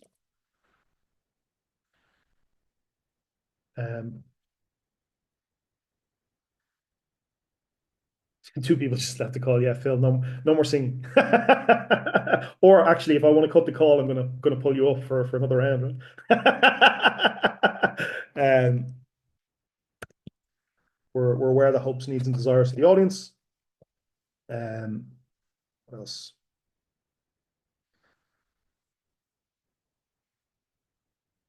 They have may let us know about their limiting. They've confirmed their limiting beliefs and view of the world. A lot of our avatar assumptions that we had for our audience get confirmed once they're here. We kind of anything we've assumed about our audience for the initial product we've created, we know a lot about them. So any of the stuff that we've learned about our avatar, we can start using in our upsell path. So again, obviously, there's a lot we could talk about here in terms of like in the templates, in the brand kits, I need to check the upsell one, but a lot of it's a lot more long form. But there's also the option to have like a forced VSL. So you have to be aware of well, sorry, there's now a choice. There's no choice. There's no choice in terms of how we present the next offer to them. Prior to that, and part of the reason we get into the control of the sales process here is like they're in having made the purchase, they've gone into an associative state. They're engaged. That's actually another thing we've learned. They're engaged and in an associative state. And part of the reason upsells work as well is that they're like, is this onboarding? Is this like what information about how I can use what you've got for me am I getting? And so the upsells work is because we get to like, and that's what a lot of the reasons why in copy, it's like, hey, welcome, here's what's going to happen, here's how this works. You know, you've just got X, Y, and Z from the product. This is how you're going to use it. But then we introduce new opportunity with upsell one. Here's what else. Here's the other additional. The brand kits. We had an issue with those, Ahmed. We had an issue with those last week in the. We had an issue with the brand kits last week. They're going to be re-released shortly. Alvin will have a link out to those in the NHB lounge again very, very, very soon. But yeah, if you need one, we can get you those. They'll be back within the next couple of days. But they're re-released already, pal. Okay, super. Yeah, they're in the NHB lounge then. Ask for some help in there and someone will link you over to them. But yeah, no, they're in an engaged and associative state now. So because part of it's like, hey, how am I going to use this product? And so they're now engaged with what's going on. And so we can present them additional offers as a result of that. And so the sorry, I don't know why that keeps happening. Our criteria for evaluation, our key considerations here are a lot of this. Like this is a lot of what we become aware of. And then we want to present the part of what we do here. Sorry. Okay, I take a reset. We're starting to get we're starting to get to the portion of the call where the thoughts are getting a little tangled as I'm getting a small bit tired, but will just give me a second to rebalance my head here. Part of what we do here as well is introduce a new problem that's emerged from the original purchase. So we let them know, hey, now that you've got this, here's the next problem that you've had, and it's a natural. It's not one that we've like held back from to remove them. It's just a natural consequence of their original purchase. And so that's another reason why the upsells sales are working. And so this speaks to a lot of what people mess up is that the tangle up language that create clunky sales pages that are incongruent, that create offers that are not that completely unrelated to the original purchase or aren't seen as a new problem. A really simple example would be like, I've sold a book and now like buy the course as the upsell. It's like you're reselling me the same thing. It's like this isn't a I thought I just bought this is the thought that starts emerging for that. Yeah, that's an example of an upsell that's like an enhanced version of the original, slash additive, more additive, I suppose, based on the criteria I've had here. But it's not seen as sorry, it's an additive version of the original product, but it's not an enhancement. It's not making this product better. It's not helping me get there faster. It's not accelerating anything for me, but it's just changing my consumption of what I thought I've already purchased. So you create this like, because you want to separate it out that way, because you need I need an upsell. So I'm going to put the book on the front and I'll put the upsell as just a course. Perfect. It's like, that's one example of you serving your interest, not the customers. So you should have, if you wanted to have that type of funnel, that's an example of where that should be at the bump. Probably shouldn't, but if you're going to try that structure, that would be where you'd separate it, where they can at least make the choice prior to having bought into the idea. Whereas if you put it as upsell one, you've kind of like, you hid this from me, becomes the thing. It's like, why wasn't this included in the core product? Whereas if it's an option on the front end checkout page, at least they have the choice. You haven't removed that choice from them before they purchased. So it's an example of how having a course version of it could potentially pull them through the checkout. But yeah, that's kind of one of the things people mess up is that they'll create objections, frustration, and limitations based on the products they try and create in that upsell path. A lot of it's around language. Again, all the other stuff we've talked about on the front end pages, from the qualitative factors, bad graphic design, that type of stuff tends up tangling people up. And just language that's outside psyche. Or again, like we were talking about for Keon's example, omissions, where you'll presuppositionally suppose that they understand certain aspects of it, and so you'll jump straight to the close in the upsell, maybe via sell, and you leave out key information that they need to fully conceptualize why this new thing is of any additional value at all. So that's a lot of what's going on in the upsell path. Anyone else got some questions on that before we move on? And I might redo this call for the second half, just to really enhance this. But yeah, this is definitely a good first pass on this. We might do a 2.0 version of this call. Alex, what's up? Yeah, so I think just to add a little bit to what you just said, I think another way to do upsells would be to add more of the same that they bought, but it's kind of like not solving a different problem, but actually, give them more assets in the sense that, to solve their problem. Yes, it's more quantity perspective. Yeah, so it's like yeah, absolutely. That doesn't violate the core purchase. It's just like, hey, do you want more? As opposed to, hey, I left this out, buy it. Buy it as well. 100%. First example is more, hey, I left this out. You should buy. I want more money from you. Why don't you just show this to me on the checkout as another option? That's the types of mistakes people make. But yeah, definitely you can also add more, like get more e-commerce focused type stuff. Mm-hmm. But you could also do that. You could also consider that for software, get more credit, that type of thing. Absolutely. Be applicable there as well. Sorry. Yeah, go ahead. Oh, yeah. I had just a small follow-up question. So I was curious, when it comes to the upsell, I've seen some people do like a book a call upsell, right as a first upsell. Like, do you feel that is like effective, or does it comes down to the awareness of the market? Like, how would you structure it? Because I'm like, I can think of two ways. If the market is aware about, call booking systems, then in itself, it could be two ways. You can get more active buyers. And secondly, you can actually get less people to schedule a call because they're aware of the entire sales process. So I'm curious, like, when does it make sense to have an scheduled call? For an aware market, it would be like an environmental change would be an example of, even though I'm aware of book a call, like COVID is just a really just obvious example. Hey, like we can actually help you move your entire business online immediately.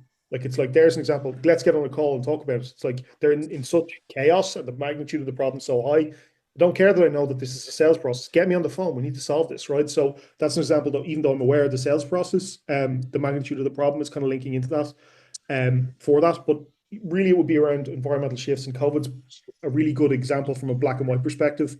But for any of these really, really aware markets, that was such a high magnitude example. It's very rare that you're going to get something of that kind of scale, obviously, but even without the kind of like pandemic component of it, it's unless their business, they feel like their business is on fire, if they're aware of the process, they're more likely to resist it.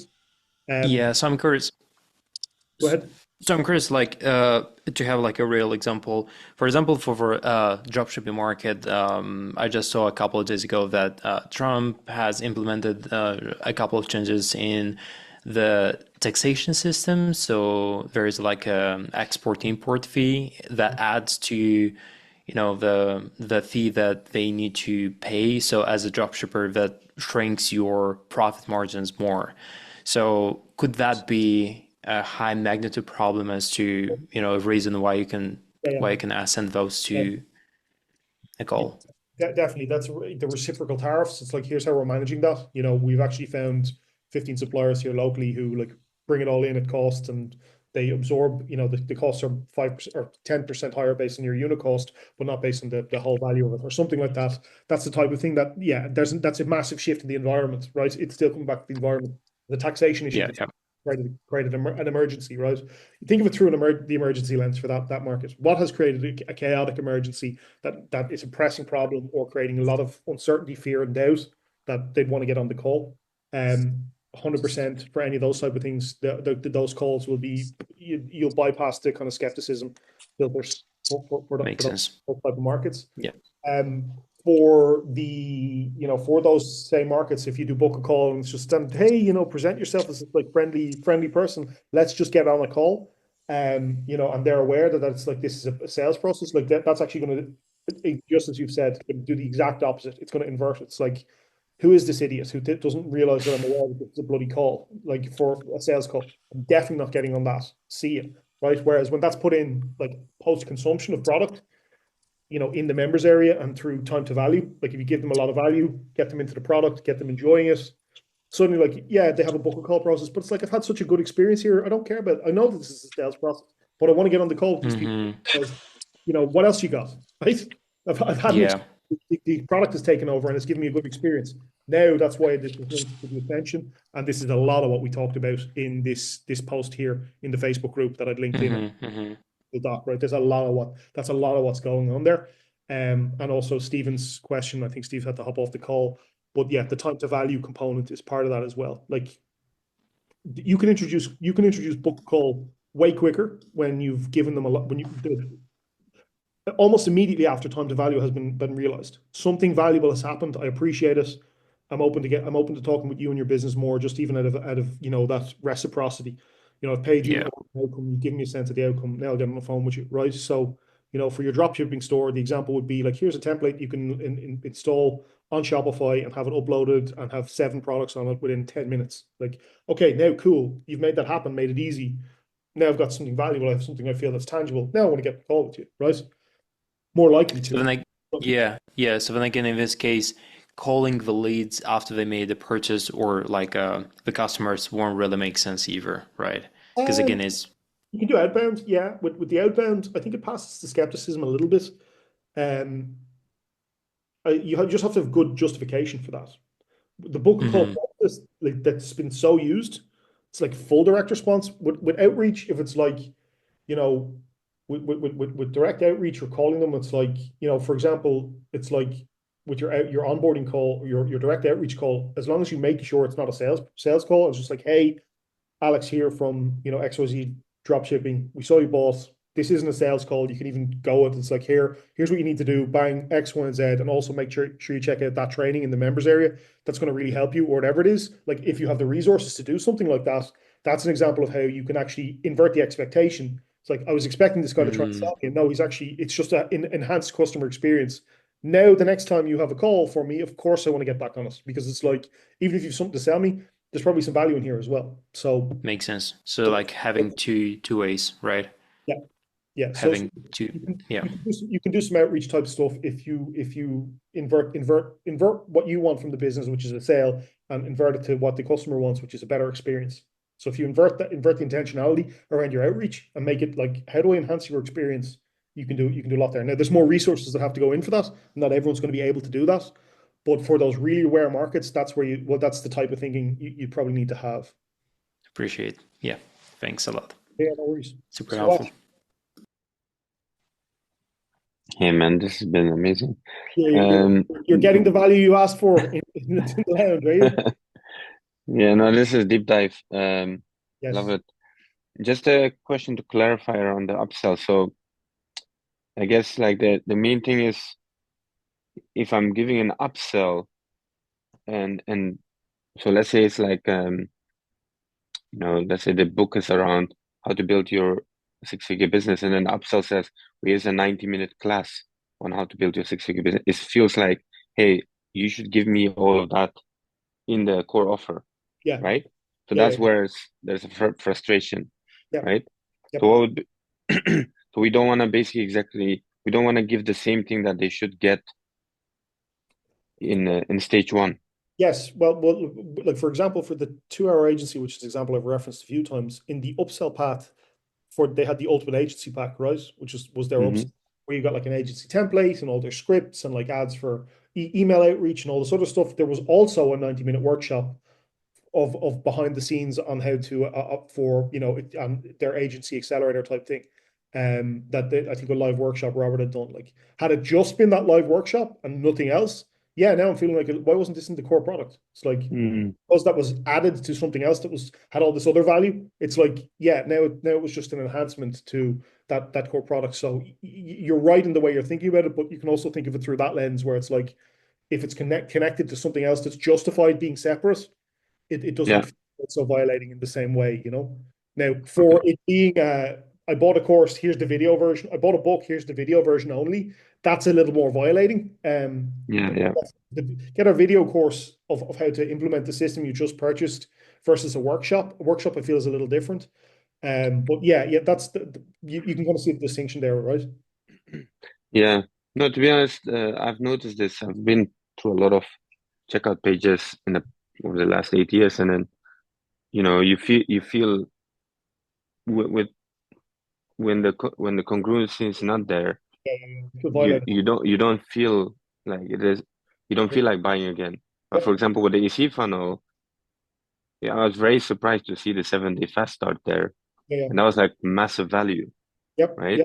This comes back to the experience which I just said to Alex, right? Where it's like if the phone call is not a sales call, when you outreach, you've exceeded my expectations. It's like you're actually helping me. The same thing with the fast start. It's like it's there to enhance your experience of the core product. It's like that's the whole idea of it. It's like your and this is where like in the post purchase time to value is one of them, but it's like this is where the product takes over. All your marketing and sales is all right in this section we just talked about here, avatar assumptions, etc. Right here is where the post-purchase, the very first time they actually get to consume the actual, the pudding. And a really good example of this is the product Liquid Death is the name of it. Bizarre name. It's like beside all these Monster energy drinks. And I was like, but they've invested all this energy in creating this like really eye-catching similar type thing to Monster Energy in terms of the product. And it caught my eye one day at the store there about 2 years ago, and it was like, is that an energy drink? It's like, what is it? And anyway, pick it up, read, and it's like it's a flavor of water. And I imagined what I thought it was going to taste like, and I said, that's going to taste like crap. But they've put so much energy in the product. You've caught my eye. You've put so much energy in the product, even though it's like flavored water. Here's what I imagine it's going to taste like, and it's like I bet you this is going to be. I bet you I'm going to pay $2-3 for this. It's going to suck, and I'm never going to purchase it again. But that was my expectation. But said, but they've over-branded it so much. I just want to make sure that that's the experience I have. That may not be for everyone, and it seems to be a really successful brand. But my experience, I bought the product and I got exactly what I expected. My first sip was like that. This tastes exactly how I imagined it to. Terrible.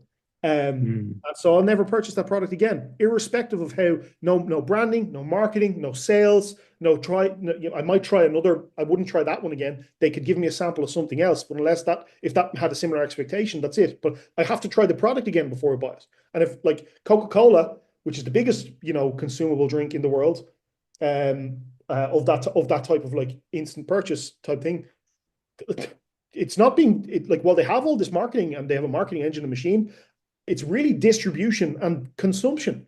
The consumption is what holds the product together, not the marketing and sales. That just keeps it inside people's psyche, and aware of it. But if the product tasted like crap, it would die immediately, right? So that's what we mean by the product Yeah. takes.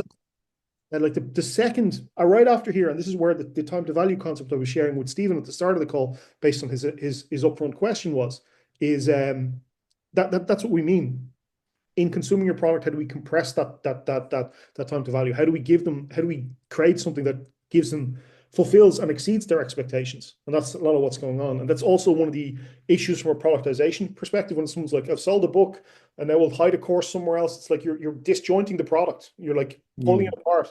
You're putting the user through this obstacle course, and you're making it really hard for them to get the value they came for, because what you want is have more products. What they want is the outcome.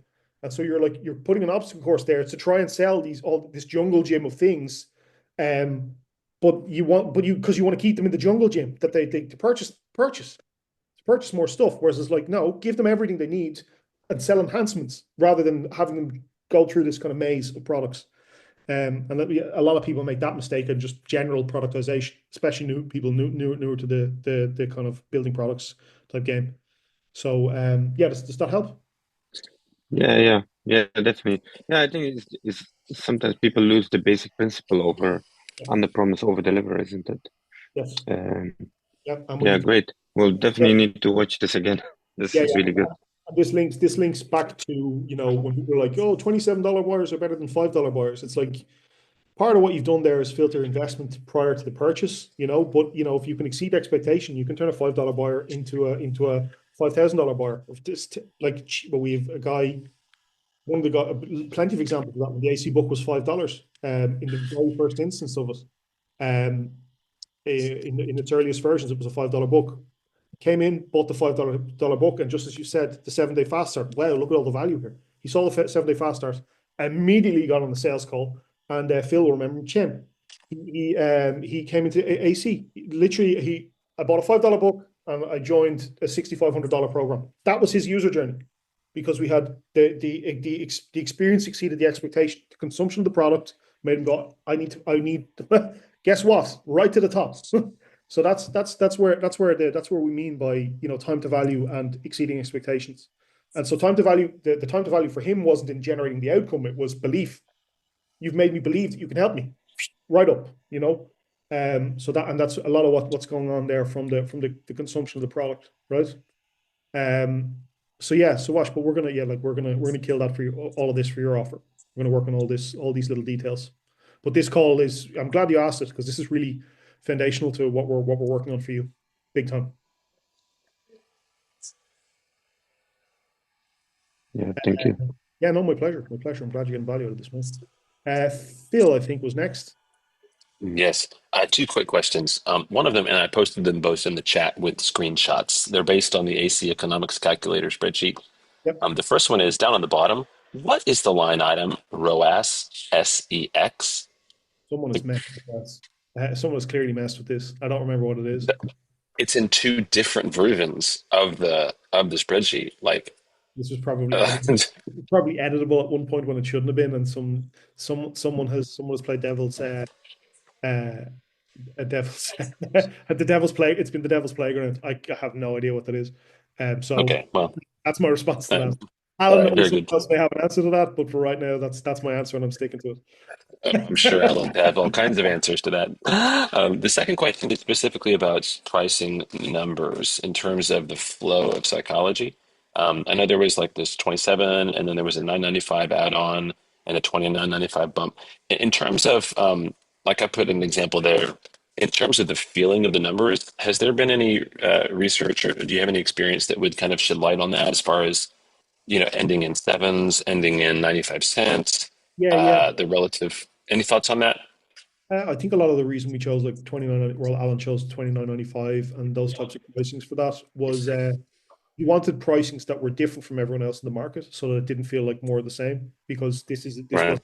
was a different experience.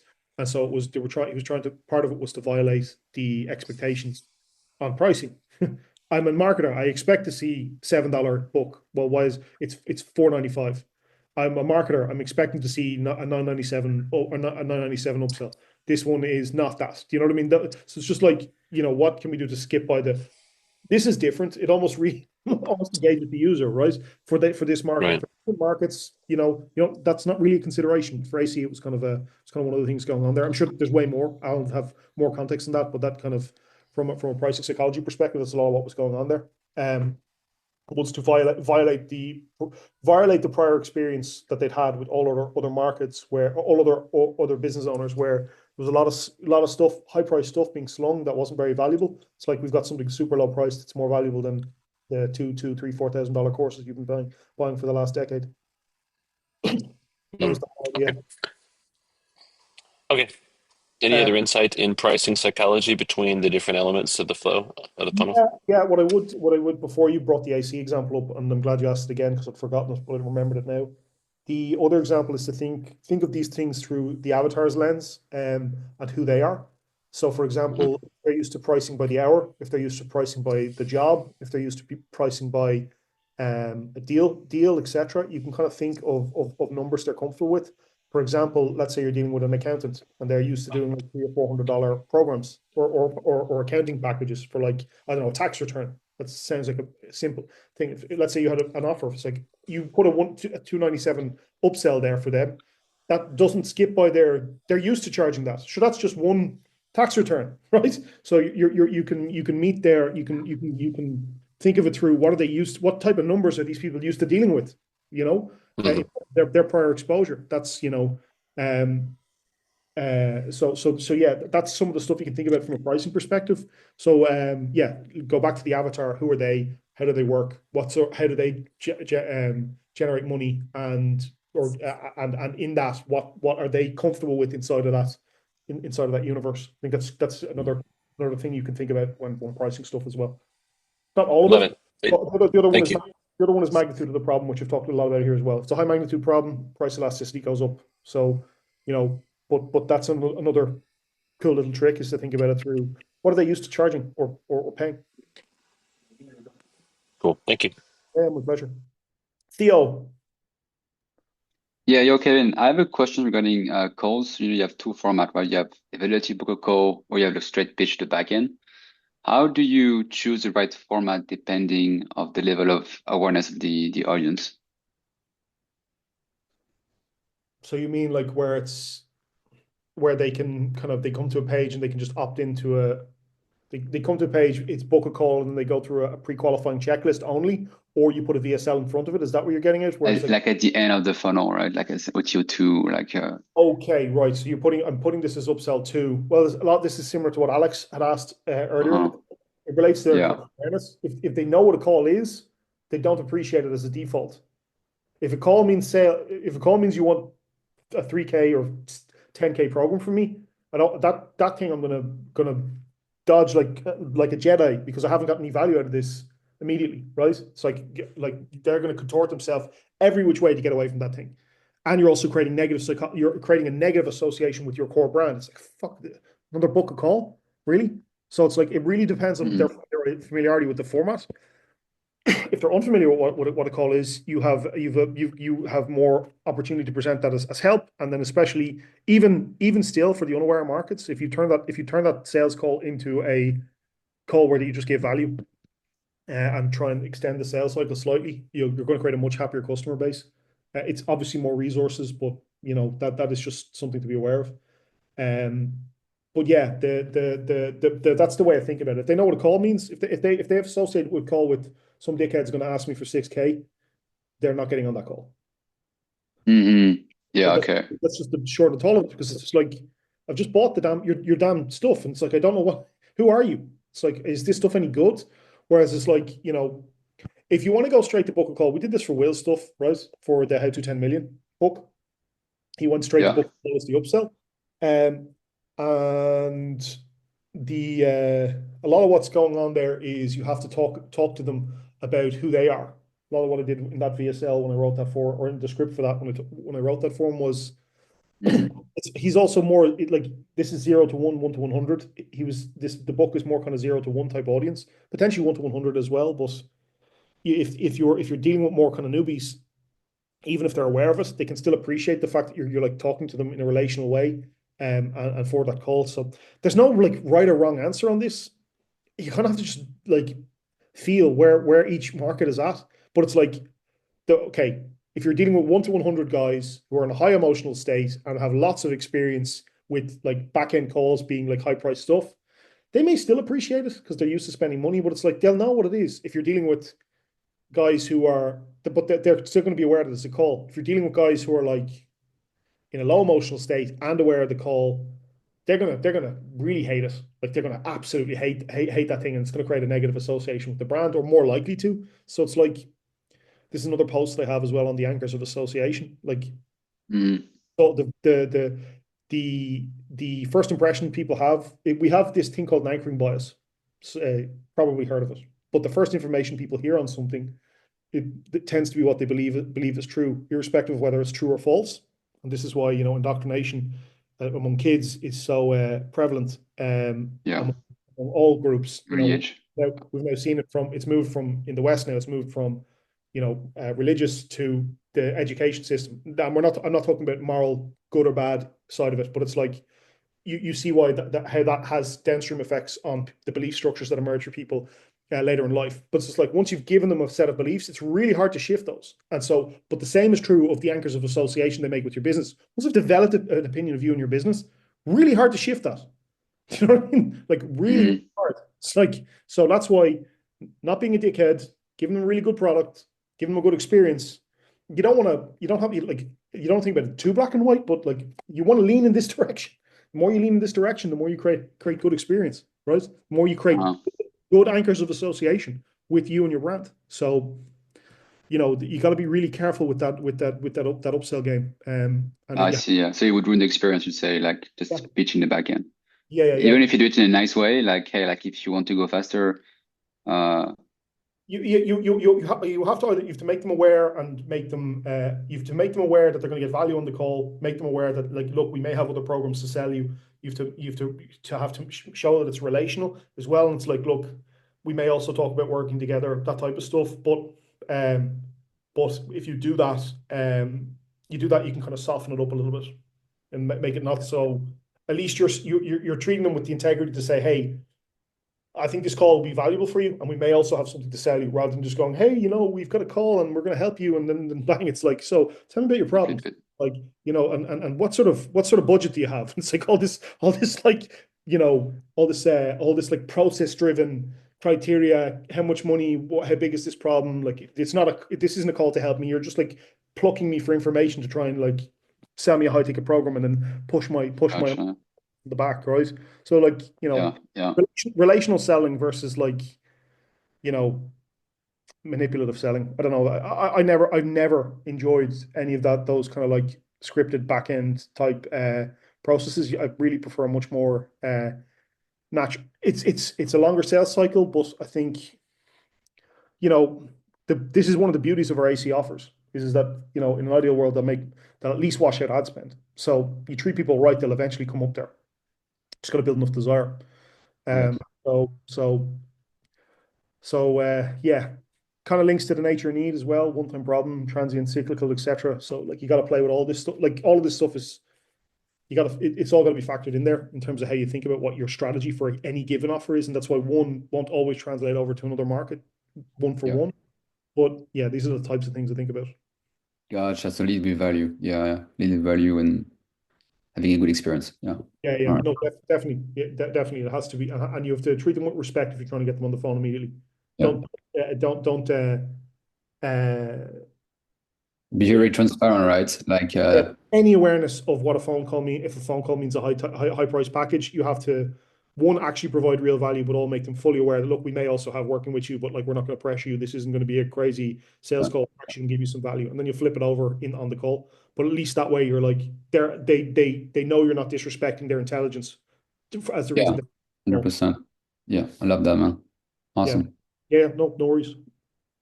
Neil. Hello. So I asked my question in the chat, but I've had some really great feedback already. So we'll see if there's anything you'd love to add to that. For the question that I asked was, For my own personal business, I've got a high ticket offer running at the moment, and I'm working back towards low ticket funnels. And for context, it's a women's health coaching program.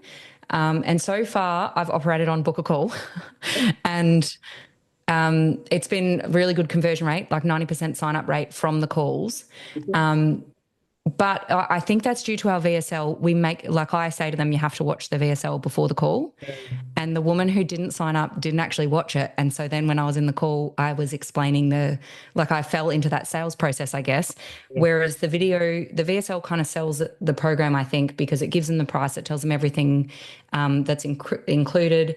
It breaks down objections, that kind of thing. And then in the sales call, I'm literally just chatting to them and hearing them, letting these women. You have an aware buyer. By the time they get to the call, it's like we're just making sure that it fits your criteria and you're comfy with everything with me, and we have a good relationship. But that's relational selling. You've done that all either intentionally or intuitively, whatever it is. But that's exactly what you've done there, 100%. Well, the calls are actually fun for me. I love the sales calls, and by the end of it, I feel like it's this mutual excitement for the women coming on board. But the one thing, my question is, should I have an option for them to pay without coming on the call? Because the VSL kind of sells it anyway, but then it would remove that humanized aspect, I guess, where we both feel excited about their journey. Or could I have the Yeah, I thought maybe I could have the sale, like they can pay, and then it's an onboarding call. Well, you could do both. What I would do is I wouldn't remove the book of calls. Like if you're ready to get going immediately and you've seen everything you need to, here's a checkout form. You can sign up. We'll make sure we take care of you and we'll turn it into an onboarding call. Or if you've any last minute questions, like book a call, we'll go through it and we'll figure it out. No pressure, no commitment, no nothing other than like if you book a call, make sure you show up. But we're not going to this isn't a high pressure sales environment. We're just going to figure out, whatever the last few questions you have, because it's the last few questions call really from the way you're describing it. They have two things they need to figure out. So it's like, but there is potentially a segment of them who'll just be like straight through. And if your close rate is 90%, yeah, like give them the option to, your close rate may move to, probably still won't actually, to be honest, it's all aware process. But you'll get the ones who are ready to go immediately. You'll just be like, this comes back to what I've talked about at the very start of the call from the ads perspective. You get a high consumption ad that makes someone super aware. You don't even need a sales page. You just send them straight to the checkout, because it's like, get out of their way. And the same Theo was asking about opt-ins. Should we do email opt-in or not? Partially solution aware, problem aware type audiences are one of the criteria there. High emotional state guys who are aware of the solution, like get out of my way, get me to the checkout.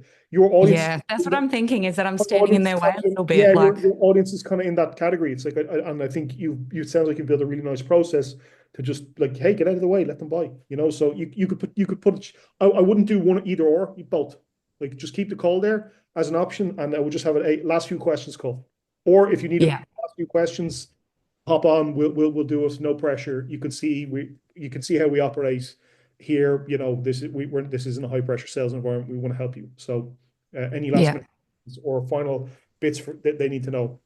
Also, okay, amazing. Look for themes on those calls for frequently asked questions to put underneath that checkout. That'll increase the conversion rate even more. So whatever comes up in the call for whatever those last minute questions are, add them to the FAQs, and eventually you'll get every single question, and you'll have no problem. Okay. I mean, I recorded all 16 calls I've done, so I can go back and look through those recordings and create that. That sounds great. I love Yep.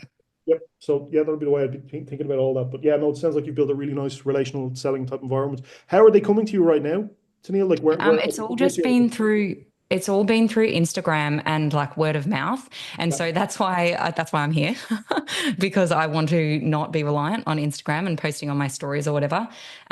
So my goal is to build some sort of funnel. Like we've got ideas for 3 low ticket offers, and then we want to start creating ads and things like that as well. Yep. No, it sounds like that'll be an easy enough bolt on to what you've currently got. A lot of this call will be really valuable for you in terms of like time to value is your key concept here, right?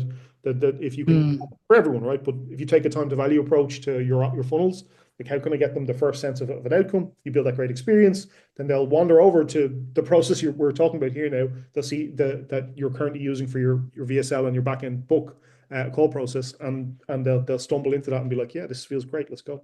So that would be the sooner you can get that time to value in your very first product or any of your upsells, the more likely they are to to go willingly walk over to that other part of your offer, which is your current book a call process, and they'll be excited to be there versus, yeah, this thing sounds great, but I really haven't gotten any value from the first thing I've purchased. I kind of almost back away from it a bit.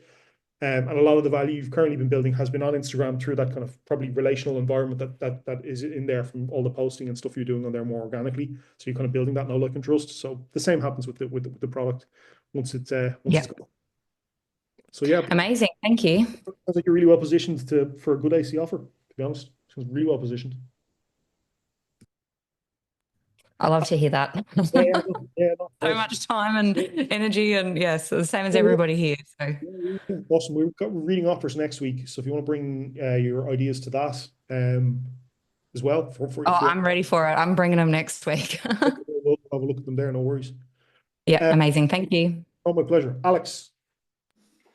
Yeah, I have a quick question regarding the two-step order forms, because I know we touched that on the checkout section. So when it comes to markets where, people are hyper aware and they have an intention of purchasing the product, I'm curious, if you were to exclude the two-step order form and just have one-step order form, but without the opt-in on the sales page, how we are doing abandoned cart email sequence, because I don't think there is an option for that. But at the same time, you can kind of get some leads that way. I've been using two-step order forms since I started selling digital products online, and it's been working well so far, which is the reason why I stick to them. Yeah. So yeah, which is why I'm curious, because I see many people have the opt-in section on the sales page, but that actually decreases the conversion rate overall. So that's the reason why I want to have the two-step order form in the first place. Yeah, this links a little bit to what we were talking with Theo earlier about, where it's like a lot of this is e-commerce based, so it's like part of it's expectation. Like they're buying consumable versus something that's transforming. They're buying experience with this is for the drawing stuff, right? On the iPad, right? We're still thinking in that. Am I still thinking correctly with that, or are you thinking for the drop shipping stuff? Yeah, I'm thinking for drop shipping, drop shipping BizOp.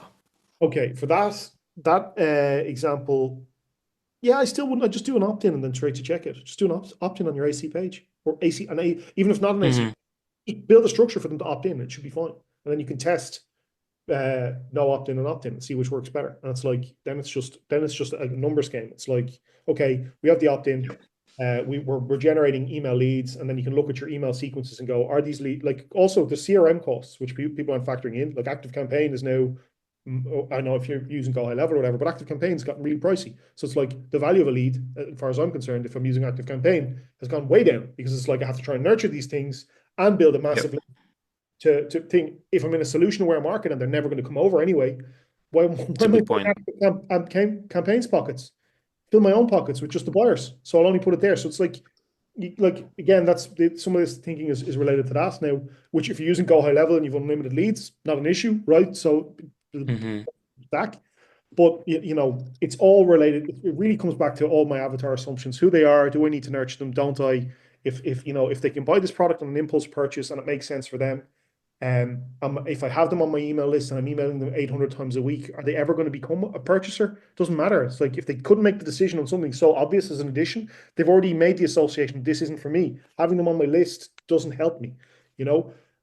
For those problem-aware audiences who are like, I don't know, let's say you're like the I'll use an example just because we were using on the call earlier. Adam Lachero, the procrastination stuff. That's an example of a market that may do better with an opt-in, right? Because there may be a segment of them who need that belief building via email, right? Because they're potentially they're in a more low emotional state, problem aware, they don't know a solution, so you might need to nurture them a bit more. Having them as a lead makes more sense to me. Like they need to be nurtured. They need someone to kind of wrap themselves around them with information. If I'm selling a consumable software that's I can instantly quantify the value of, and they've said no, and it was like $27 easy to say yes or no to software. Don't need your lead. They're going to be disengaged. So Yeah, the way I think about it, you know? yeah, I appreciate Yeah. that. Was my initial thinking as well. Like, if an offer works, it will work with an opt-in and without opt-in. Like, yeah, makes So sense. I Appreciate. would just think contextually on you know, yeah, just it all relates to the offer and the audience. There's no right or wrong answer. It's just, you know, and also the active campaign example I brought up is an example of an environmental factor that's changed for you as a business owner. If you're using that as your CRM, it's like there's a huge hard cost change in what an email used to be. It used to be an email at $19 would be 10,000 emails, and then $29 would be. Yeah, Now it's like $19 is 9 emails, and $29 yeah, is 19 emails. It's like there's nothing. So it's like the value, the cost of carrying an email is now higher. So it's like yeah. with the buyers, if I'm using Active Campaign, if I'm using Go High Level and it's unlimited, maybe I value the nurture a bit more. You know, but so you have to kind of think contextually about, you know, who you are as a business owner or what your current And tech is and the cost of carrying it. and do you personally use right now Go High Level over Active Campaign? I'm just curious. Yeah, I'm building an internal office I'm working with on my team. I'm probably going to use Active Campaign for email, to be honest. If it's simple, easy, but I'm probably going to default to default to no opt-in for that reason, right? The hard cost of carry. Hmm. But you know, you could also look at things like Brevo, opt-in, have your opt-ins on Brevo, and your purchase emails only on Active Campaign. Brevo's really simple, straightforward, and pretty easy. If you're looking for something simple to use, Go High Level just feels a bit more intimidating for some people. Yeah, But you know, I've like my team can figure that out, so I'll probably use Go High Level as well. I don't know. I'm not thinking of it through yeah. that. Okay. The cost side of it's not really a concern for me, but for some people it really will be. And I'm not saying that from the offer I know will work. So I'm more concerned about what's necessary to keep it functioning, Yeah. versus you know, but building the money's in the list is the kind of old adage here from the internet marketing world. It's like, yeah, the money's in an active list, not in a list of people who've said they definitely Dying. Yeah. yeah. You know, if you have a fake email that you use to opt in and your audience is in a similar vein, they have a fake email as well. So it's like, you know, if they're not willing to purchase something that's self-evident, it's like, yeah, that's another good way of thinking about it. Is this offer self-evidently valuable or isn't it? And if it's a self-evidently valuable offer, like Jeremy, you still here? Yeah, Jeremy's still here. So Jeremy's offer is like really self-evidently valuable for his market, and it's a solution where audience. So you know, this solves a very immediate pressing problem for him. So, but they're also, you know, he's dealing with personal trainers and stuff. They're very relational. So who they are as part of an avatar, I wouldn't quite view them as business owner. They're kind of more almost like freelancer, social type characters, and I wouldn't, even though they're not. So I wouldn't say it's quite so black and white for them. An email could still work with them to nurture a few of them. Just and more as that they may want it, but they're so busy that just an email reminder to come back is what they need. I didn't purchase this because I had to run to a client, or I got distracted with someone else in the gym because that's who they are in their environment. Even though their solution where the emails could still work for them because it's more a reminder for that audience, whereas the business owners who are, you know, super aware of what a software could do for them, as an example, just to keep harping back on that example, it's really easy for them to say this was for me, it wasn't. And so the value of them as an email could potentially be zero if they said this is definitely not for me. So it's all contextual, all of it. And so yeah, that's Yeah. Thanks a lot. So let's slice this up. Yeah, no worries, Jeremy. No, I was just using as an example that might, if you're good. I think, guys, I'm actually going to turn this into a two-part call. I'm going to move all of this time to value post for. Actually, let me make sure I have enough that I want to cover it. You know what? We have to keep going, guys. We can keep going if you want. Thought there was maybe a bit more. No, we'll keep going. Yeah, we'll keep going. We've got a good group here. You're all happy to keep going? Phil, you want to keep going?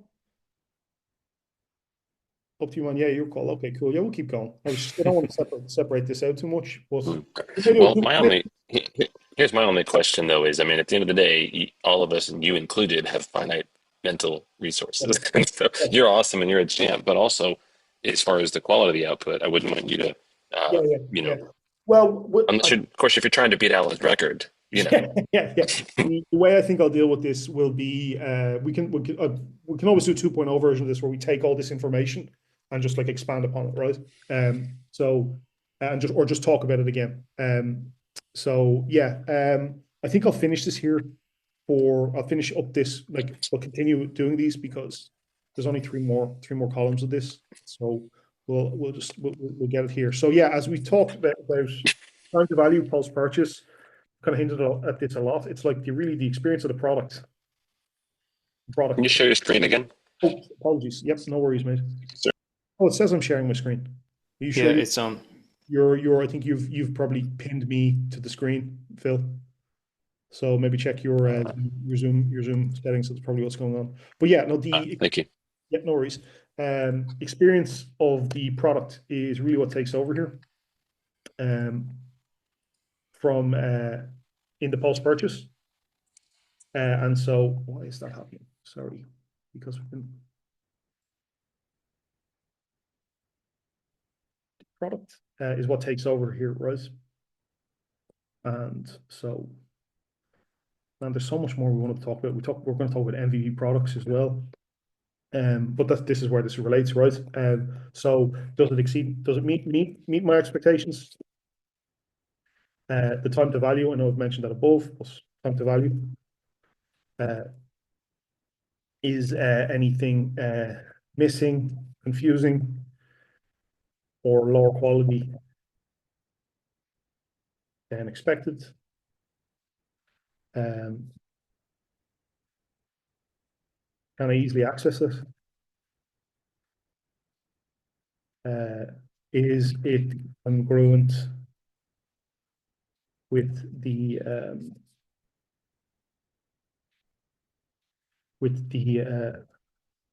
is it congruent with the promise I was given on the front?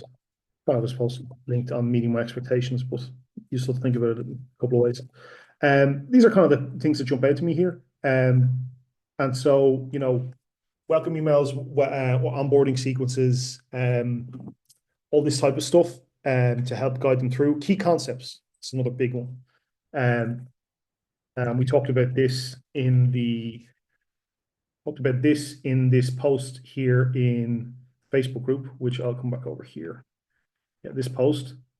A ton of really, to be honest, the second half of this call, or the back half of this, all of these components here, from the time to value, familiarization, and secondary transactions, a lot of that is related to what is talked about here in this post, like a ton of it. So like for this section of the call, if you want to get additional insights here, it's a ton of like strategic things you can do, but also just the meeting the need versus fulfilling the need is a huge thing, right? And that's kind of where the expectation comes in from the like exceeding expectations. So, but key concepts are really big. Like, what key ideas or can you present to your audience that help them get a quicker time to value? Being aware of that around your products, what are the kind of key levers of things they need to see, hear, or experience early that move them forward? It's like, how do I present that to them quickly and talk about it frequently and get it inside their psyche, right? How do I make them aware of that as quickly as possible? And so that's part of how you enhance experience, especially for info, because info really is about just translating your ideas related to whatever the problem you solve is into somebody else. And the quicker you do that, the more you enhance that experience for them. And so finding out what those key levers are, linking back to the software idea we talked about at the very start of the call from David Skog or Richard Skog, whatever his name is, from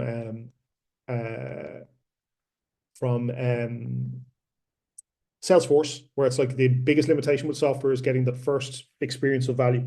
That first, how can I use this software purchase? The same is true when you sell an info product. How can I get the first experience that you've opened up?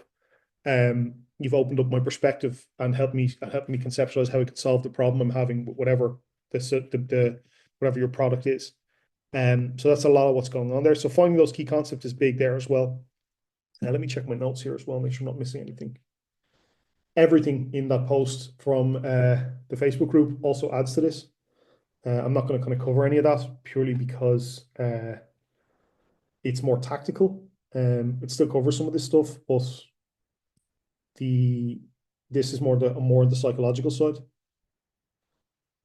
What else? Sequences, members areas, yeah, post purchase, upsell, members area. Yeah. Also, yeah, this year that's in the nurture column. Yeah. So now your criteria for evaluation are your key considerations here, what people mess up and enhancements that nobody thinks about. Your key considerations are all of this for the most part. What most people mess up is like confusing onboarding processes, badly navigated members areas, low quality product in general, like crap slides, really poorly formatted PDFs, just all marketing, no substance in terms of what the actual deliverable was. You've got this beautiful product in terms of its marketing and sales, and then you just have like this thing that falls flat. So these types of things are the way you'll mess it up. Also just kind of, poorly explained or just a low value product. The guys who do these, this is one of the issues where we were talking about where in the meeting the need versus exceeding the need post, where it's like for those guys who do MVP products, this is one of the problems with it, where it's like, oh, I've made everything with AI, and it's like we've just created a course, and I didn't really vet any of it or really refine it, and just got it out there real quick, and they were making a lot of sales. But it's like we can't get anyone into the back end. Like fix my code booking processes. Like you fixing the code booking processes. Think about this the wrong way. You've got a bad product that you need to fix. You need to go back and looking at that level. So you're just generating a lot of activity, but not necessarily a lot of inspiration for people to want to work with you more, or investment in working with you more, because the product is not meeting that expectation. The time to value side of it's low. So this is a lot of what we're talking about from the experience of the product level. And so yeah, that's a lot of people mess up. Poor UX, badly laid out products, badly thought out products. Anywhere where markers of quality or just care are being done, and things you can do for enhancements, which is like, okay, you create your video course, but you also then have timestamps in the video or even below the video. Here at minute 5, minute 1 we cover this, minute 3 we cover that, minute 5 we cover that in each individual video, and then FAQs underneath them, similar to what we were saying to Tennille earlier. But these types of things, or key considerations, key concepts, you can explain a lot of that directly underneath them in bullets, for people who want to go through quick. Your trade-off with that is that they'll scan the course too quickly. For some of these, if you key concepts everywhere, they may scan everything and be like, this isn't for me. And it's like they need to consume the video. So you just got to be a little bit strategic there in making sure your welcome video gives them a good onboarding process, and maybe have the first couple of videos maybe be high consumption. But there's a small trade-off there. Whereas if they feel like they can scan everything really quickly, and then say, yeah, this isn't for me. That you can potentially, they can exclude themselves based on the shorthand ways they can consume the product. But in general, these other things can speed up consumption. So yeah, you just got to make sure you're aware of that trade-off. But in general, yeah, anything that can enhance and speed up consumption. So key concepts, FAQs, shortened summaries, timestamps for videos, summaries of the video in general. Even let's say you had a 90-minute workshop as an example. Suash was talking about this earlier. You may have a 5-minute quick overview, almost like a 7-day fast start of the workshop. Here's what we're going to cover in really quick, summary format. Better to watch the workshop, but after you've watched it and you need a quick refresher, you could watch this again if you want to come back to it. So you have like a 5-minute version rather than needing to go into the 90-minute version to watch everything. These are the types of things that you can consider doing to enhance the product and make it easier for people to consume. And even if you look inside, yep, one sec, Phil. Even if you look inside what Alan's doing now with in NHB, we've got all these calls, right? Ton of value in here, but look how much energy I'm having to put in here to make this digestible. But we're going to take AI summaries and HeyGen and compress not just this call, but every call for NHB into a weekly summary. That's one of the goals we're trying to. He's trying to bring it to the platform to make it easier for you guys to consume some of these concepts, because we have some time constraints. So, yeah, these are the types of things that you can do, and it doesn't have to be done with AI and HeyGen. You can still do it in shorter form versions intentionally. It doesn't have to be like super complex versions, but these are the types of considerations as how you can ease up the consumption for users. Phil, go ahead. So just to recap, what I'm understanding is that you need to find a balance between offering enough ease of use for people to kind of jump right in and start consuming but you don't want to offer so many like short form things that you cannibalize the long form product because then you're going to reduce overall consumption. Is that right? Yeah, cannibalization's partially the way I think about it, but it's also just for them. I'm more not even thinking about it from a cannibalization perspective, although you're right that that is part of the issue. The way I'm thinking about it more is that they can just say, I know what this is. It's not, I don't need this, and I'm out of here. They can make ad hoc, off the cuff, quick assumptions based on too quick summaries. So you just got to find a balance there to make sure that there's something early on that has enough consumption in it that builds that desire for them to go through everything, and then the FAQs and the other bullets are enhancements, just helping them quickly conceptualize stuff rather than being things that they can scan quickly and say, I already know all this, I'm out of here. Do you know what I mean? Like that type of thinking. It almost seems like if you're going to put in some summaries and whatnot, it's probably helpful to add some open loops as well, just to kind of tease people to make sure they consume. Because if the purpose of the low ticket product is to send them to a high ticket buyer, then obviously you need them to keep chugging away. Yeah. Have you seen open loops in the product be helpful for driving consumption? Yeah, open loops can be helpful. One thing you want to be mindful of those is that you don't open a loop that leads nowhere. So if you Yeah, of course. You open a loop that leads them to the product that they just purchased, so they actually go through the product.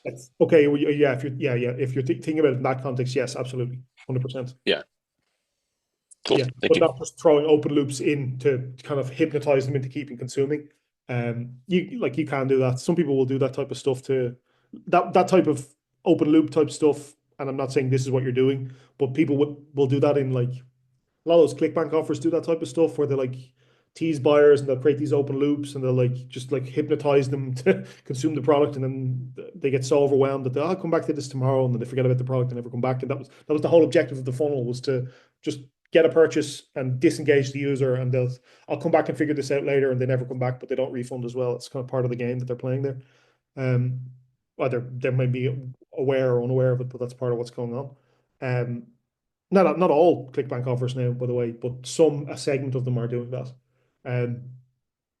But the open loops, the way you're thinking about open loops, 100%. If they're leading into the other products, like if you create the really good way of creating open loops is referencing other bonuses and components of your products. So it's like, let's see 8 bonuses, like, oh, we talk about that more over here. We talk about that more over here, like especially in any of your videos. But it's like, and this is why how this connects back to the other stuff. You can see me doing this here at the start of the call. This is how this relates to inside outside psyche. This is how it relates to the avatar assumptions call. This is how this relates to mass market versus mass appeal. Like, I'm referencing back to your prior experience, but it's also contextually relevant and true. It's not me just saying it for the sake of saying it. For a lot of you guys who've been on all of these calls, right? So you can kind of see how these things are all tying together. But I'm just refamiliarizing you with the other stuff. But anyone who watches this now in a replay, if they haven't watched the Nature and Need call as an example, they're going to have a good conceptualization of it, and they're going to want to go back to that call based on some of the stuff we talked about earlier. It's like, oh, the one-time needs, transient, ever-present, cyclical. I want to know what that. I want to get more info on that. That sounds like it could be relevant to my offer, right? And that's one of that call, by the way, is really, really valuable. Really, really valuable. Phil, I think you don't think you were on that one, but I'm not. This isn't me just using open loops to shift you over to watching, right? But I think a lot. I think a lot of what you're because of the purpose-driven profits offer that you're trying to create, I think you have that market can thinking of the cyclical. I've shifted that.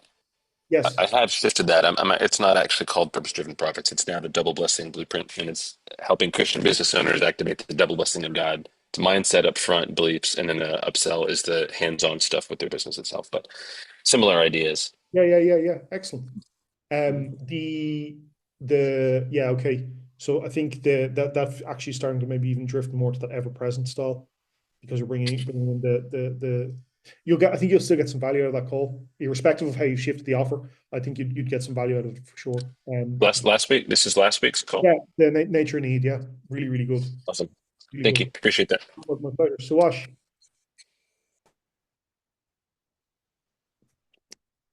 Feel free to unmute whenever you're there. Yep. Yeah, I don't know if it's a specific question, but I think you're I get the idea of like quick consumption, but Yep. personally, I don't really like the idea of doing like short videos. Yeah. Like for me, like when I went through the 7-day fast start, right? I feel exactly the same way when I'm actually on a NHB call on a Thursday, for example, Yeah. right? So for me, it's equally the same. So I've got people that, for example, in the past attended like a 2-hour free training by me, Yep. which I put 15 hours in to prepare, right? And then at the back, they signed up for 25K and then became a 100K client, Yeah. right? So for me personally, like is that kind of correct to maybe even take same approach here? Is I'm gonna create a 7-day fast start that's Yeah. incredibly valuable because I want that client. I want that 10K, 25K client, Yeah. right? So I'm gonna speak to them in the same way. Yeah. No, the obviously it's not black and white. One of the example here's another way you could think about it. So you could have your members area function in a way where you have a set of tags that emerge on week 3 or 14 days after initial purchase that open up all these short form versions of the product. So you still get Okay, so it could come, let's say, oh, by now you finish week 1, here's or here's your here's a summary of summary stuff is now what you've open just again. gone through. Yeah. Okay, yeah, that makes sense. Yeah, so Yeah. like there is an option that I don't. It's again like some of that. I didn't bring that specifically up because it's creating contextual complexity. But that's part of what I'm getting at the trade-offs, which is what I was just talking to Phil about. Where it's like you don't want to put too much in there that they can easily consume and say this isn't for me, which is kind of what you're getting at. It's like I want that consumption because that helps them really. Understand what we can do for them when they build a desire, etc. So you want that consumption. So you know you just have to think contextually about. Also, this links slightly to um, problem aware, solution aware type audience. For a solution aware audience, like the short form summary type stuff is probably more relevant. For the problem aware guys, they're probably, which I think actually your market, the way we're approaching is probably more in that problem aware state. The longer form stuff tends to work better. So yeah, the quick summaries, I think if we were doing it for you, I would try and unlock them after week 1 versus having them there from day 0. They get into the course and they can have it up straight away. Yeah, okay, makes sense. Yep. And if they potentially didn't spend an hour, 2 hours watching, let's say, week 1, Yep. that might create more curiosity. Yeah. The one thing you do want to be mindful of is this kind of time to value concept. We want to make sure that there's something early in the product that gets them a sense of, wow, this is really valuable somewhere.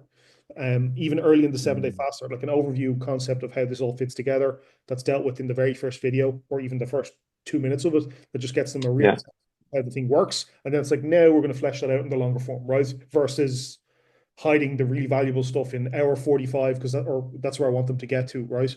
We got to get something. We got to get something that gets them excited early, right? That's kind of what this time to value concept is. That's part of the reason. So even these summaries, etc., are part of what's going on there. Is we're trying to. There's a trade-off. We need the consumption, but we also need a key concept. Yeah, so I guess you can see that in really good movies, right? Like James Bond movies do that. The beginning is like it straight away grabs you. They'll put you into the dramatic opening where it's like he's hanging off the edge of a cliff or whatever it is, and then they'll cut away to the other scene. Yeah, they put you in the dramatic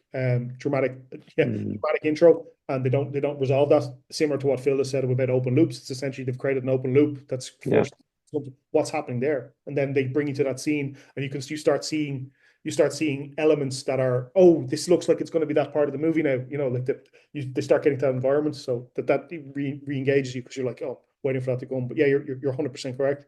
So yeah, that links to Phil's concept of open loops, and it also links to as well you're saying in terms of it links to this time to value idea.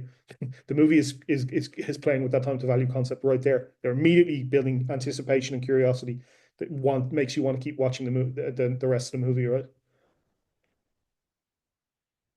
Yeah. Super. All right, thank you. Okay, yeah. So let's deal now with familiarization and nurture. And then ascension. Just check my notes here real quick.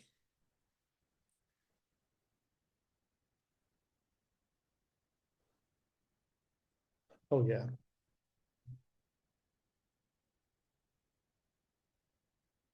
So and yeah, I'll talk about this through this lens.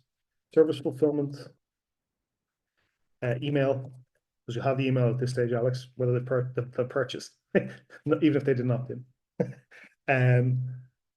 So yeah, email, community, and then just general consumption.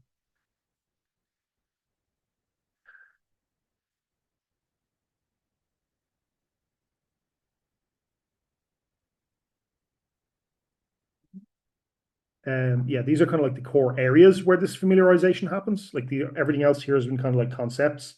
These are and so like these are a part of how we generate, I suppose you could say, email slash SMS or WhatsApp, any messenger platforms, messaging them in any way, shape, or form. Community platforms, this could be like Facebook, school, Go High Level, Circle, that type of stuff, and then just general consumption of whatever the core product is. This is where that familiarization starts happening. So it is, and this is speaking to a bit of what we were talking about here with Sawash as well, right? You were like, we want them to consume to create that familiarization so that they'll come up and become that 25K or 100K client. Theo, shoot, my man, what's up? Oh, yeah, super quick question. When it comes to the welcome email, do you pitch them straight away, or do you do like nurturing them with getting them to consume the content, the course, and then pitching them a call? The book call, again, similar to what I said to you about the previous version, like think of it through the lens of how they're a lot of what I said to you about this in as a direct upsell is the same here in the email. If you go straight for booking a call and they have a prior exposure to anchoring a call, means you're going to try and get 6K out of me. You've done it before. Yeah. Give my time to value. It's like it's out of sequence. I don't trust you. It kind of builds those anchors of association that have negative connotations to them. So you kind of don't want to go that route as such. Yeah.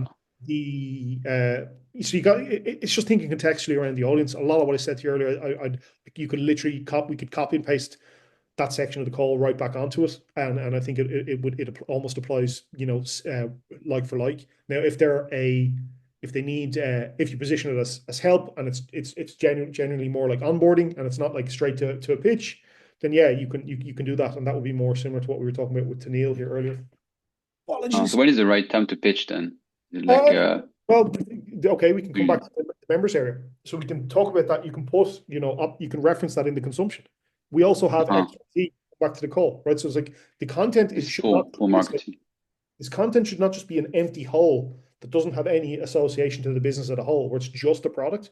Part of it should be, here's how we can help you as well. Hey, we also do this. We also do this. Like, it's not a pitch, just a pitch, but you're loosely mentioning it. So like, that's some of the call booking belief building is in the product. That's where some of that should be happening.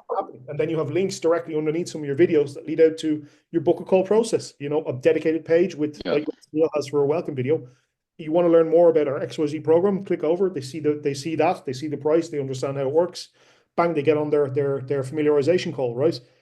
So that type of stuff, it's like the product isn't just a little island and then we're just pitching to get them on the call. The product should be subtly pushing them over to the call, and pushing is the wrong word, subtly making them aware that there is a call and they can get more help, but they should also be getting a ton of value that they're like, I want this call. You know what I mean? Like, so much value in the product that it's like, I'm now, even if I'm aware now, if I've like, okay, for Alex's example, all the dropshipping guys maybe have had book a call type processes, or they're aware that like this is a business environment, and so they're going to try and sell me something high ticket.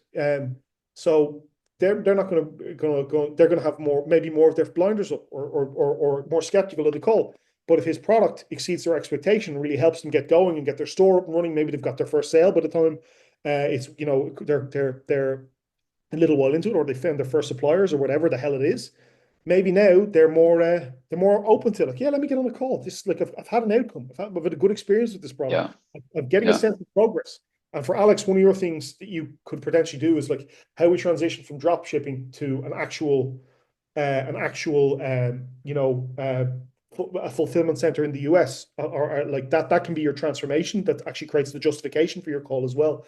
So that can be something that could be useful there if you can fulfill on that.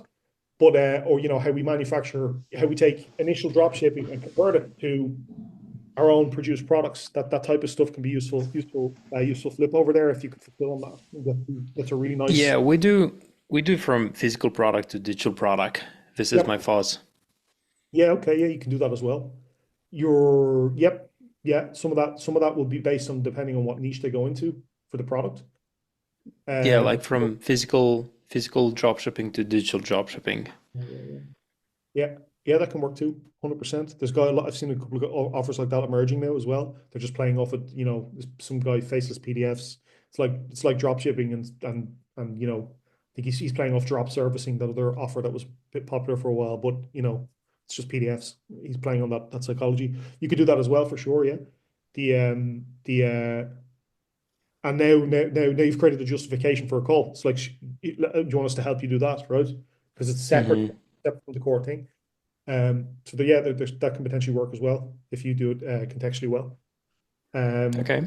These are the types of things from a familiarization. Like this is how it's like your generalized service fulfillment. You could have webinars that are on weekly, for example, that are like free for community. That's like part of service fulfillment. Talking with your community, like Facebook groups. You can see me in Discord. Like I'm there with the guys. Like Sawash can say, I reach out to him this morning. He wasn't well last week.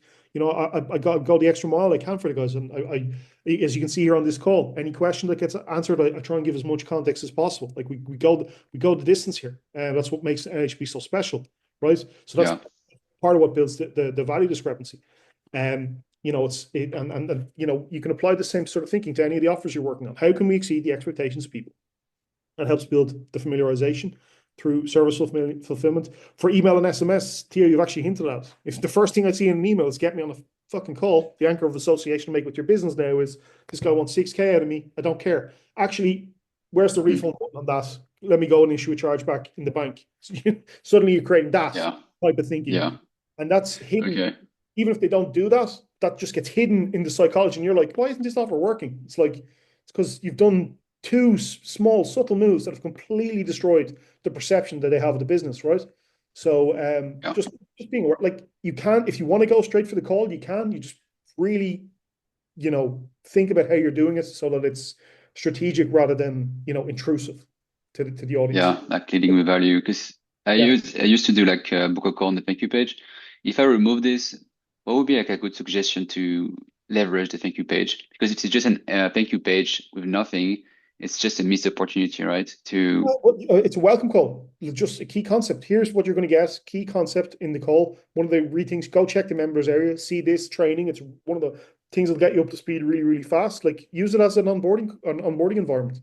And then you can also then mention, and hey, after you've consumed all that, we also, if you want more help, we have a call. Now it's just an option versus hey, it's so nice to see you here. Thanks for all the money in the upsell. Now we need more money from you. So we're going to get on a 2-hour call where I'm going to prod you for criteria, and you're going to hate it. You want to sign up? Like, you see what I'm getting at? You just make it more friendly. More friendly, 100%. Yeah.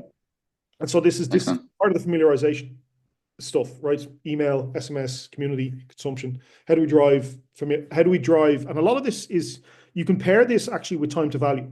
You can actually layer a lot of your thinking in here in like, how do I meet and exceed my expectations? How do I give time to value over here? How do I remove confusion with my community posts, with consumption? Like a lot, these two segments really kind of, you can bounce them back and forth.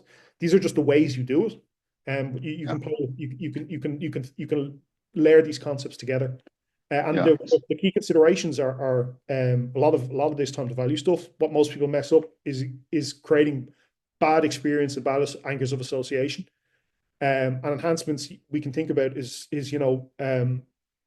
going the extra mile, more intentionality. Even you can use AI agents type stuff. That a lot of that's emerging now, where like you can train like AI chatbots and stuff to help guide people through some of your consumables. It's getting easier and easier to do that stuff. That sort of stuff is going to help with the consumption. And you don't have to do that immediately, but that's going to become more of a possibility here now shortly as well for a lot more people. And it's not like you just upload a lot of your training data and it becomes something to ask. So we'll figure out how to, when I fully figure out how to do that, I'll explain some of that in to the guys here in NHB as well. What the simplest way of getting that done is when playing with some of that too as well. So you always recommend like having a community if you can do it, you would always recommend to do that, right? In an offer. Sorry, It's quite powerful. say that again. The audio cut out for me. Oh yeah, to offer a community in the front end, you would always like recommend having a community, right? Because it's quite powerful to ascend them. Yes, I think so. There's one thing where it's again, community's done badly or worse than having. If you're not going to take care of it, don't do it. It's the one. This is kind of the one with a big red flag. Similar to the anchors of association I've mentioned. If you have a community and it's not cared for, and it's they go into it and it's like release the tumbleweed. There's nothing going on in there, and it feels like a terrible environment. That's an example of a community that's probably doing more harm than good. But if you take care of it and you're stimulating it and nurturing it, that's a good thing. So this comes down to your criteria. The more creative, optional type characters are going to enjoy the community more. The more mechanic, procedural type guys are going to hate the community. And so if you're in that mechanic crowd and you really don't want to do a community, and you say, I have to, it's imaginary criteria, you have to do it. You're going to create a mess for yourself if you create one and don't nurture it. You're actually going to turn people off the business. So that's the one. Gotcha. Just got to be who you are and how you want to service the customer is just one you got to be aware of here on that.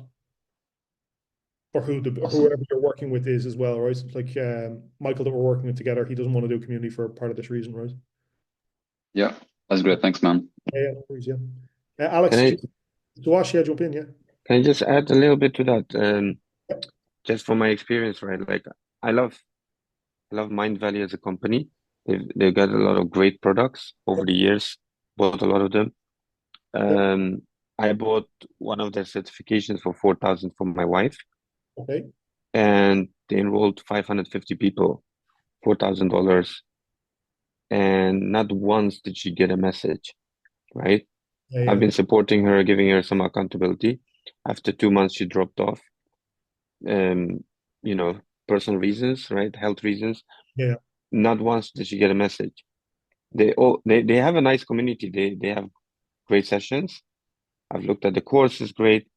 But all they needed to do is just really pay someone like $3,000 a month and say, hey, can you just send everyone a private message and just touch base with people and it's very simple. Yeah. Yeah. In our courses, we get like 90% completion rate in our coaching programs. Yeah. Because if somebody doesn't show up for 1 week, we flag them red or orange. We have like a traffic light system. Then we make sure that they get a message the next week. Yep. And we support them with catching up. So even if it's not your personality or you don't enjoy it, you can hire someone else to do that. Yeah, 100%. Completely agree with a lot of that. The nuance with the community side of it, which is kind of more for everyone, versus on the back end, you're 100% correct. Everything you've said is correct. For a community, which would be like a free Facebook group, you can't have a VA in there and create that highly valuable environment. It needs to be someone who's kind of a thought leader, right? So if people are unwilling to do that for the business, it's thing to be mindful of. But you're 100% correct. Yeah, it doesn't take much to show you care, and this is in the service fulfillment side, right? Where you clearly put a massive priority on this at a personal level in your own business as well, and it's probably why you do so well with your back end deals. But this is one of this familiarization.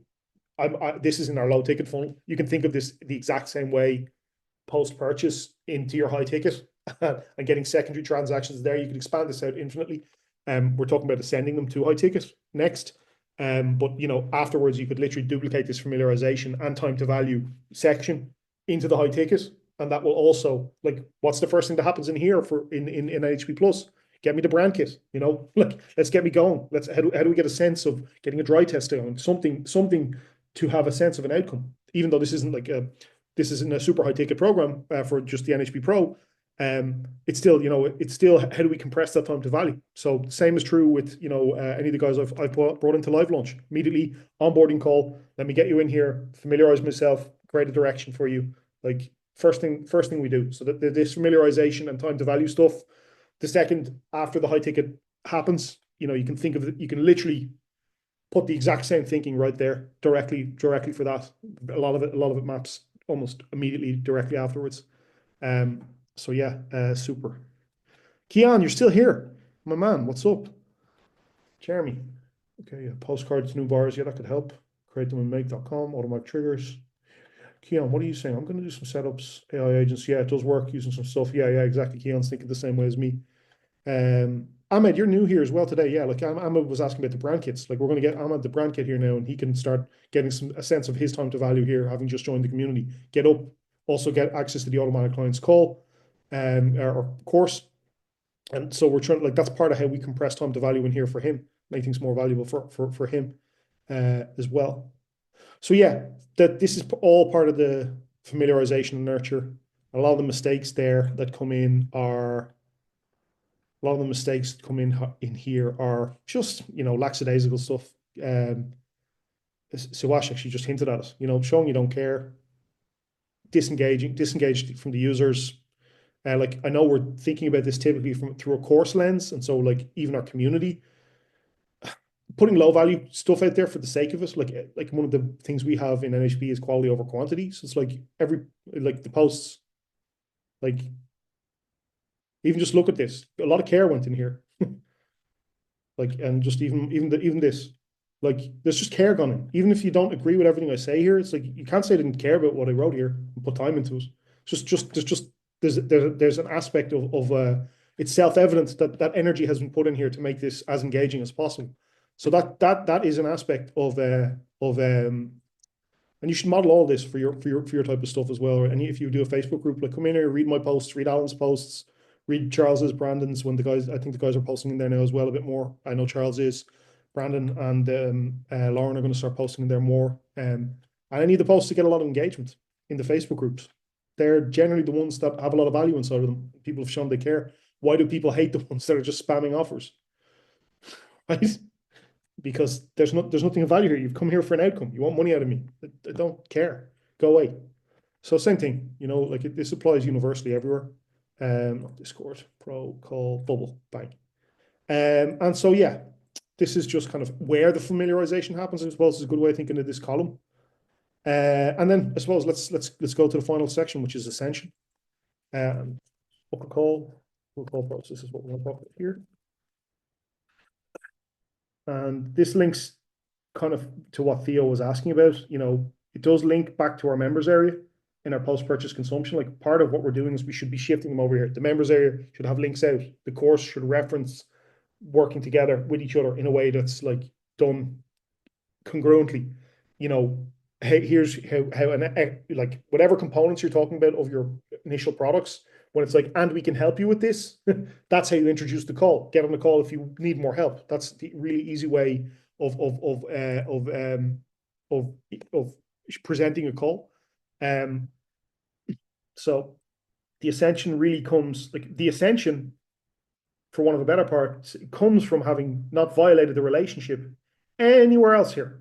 Everything that I've had happen here, all throughout every single step prior to this, I never feel like you've let me down anywhere, right? And so this is why after the purchase, the products takes over the product takes over the marketing.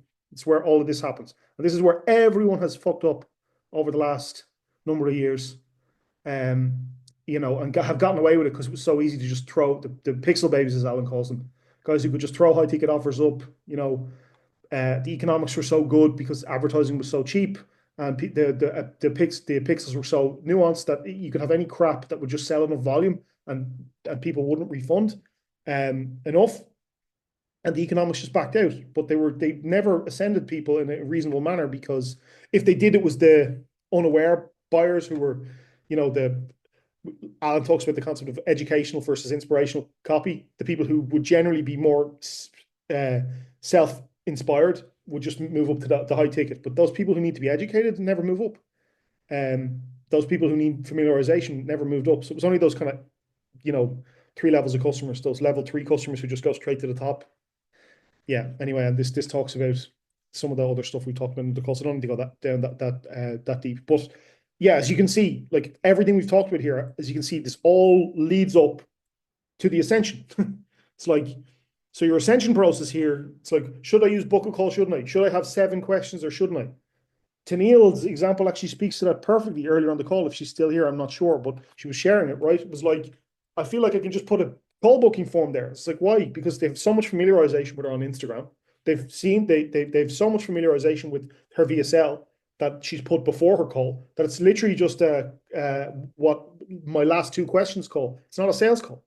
So the same is true here when you do all the stuff right here in the product and your ascension path. Where it's like you don't violate the relationship anywhere and you treat people right. It's almost irrelevant what you do over here. They're going to come up just as long as it's congruent and relevant to the core offer. The ascension is much easier.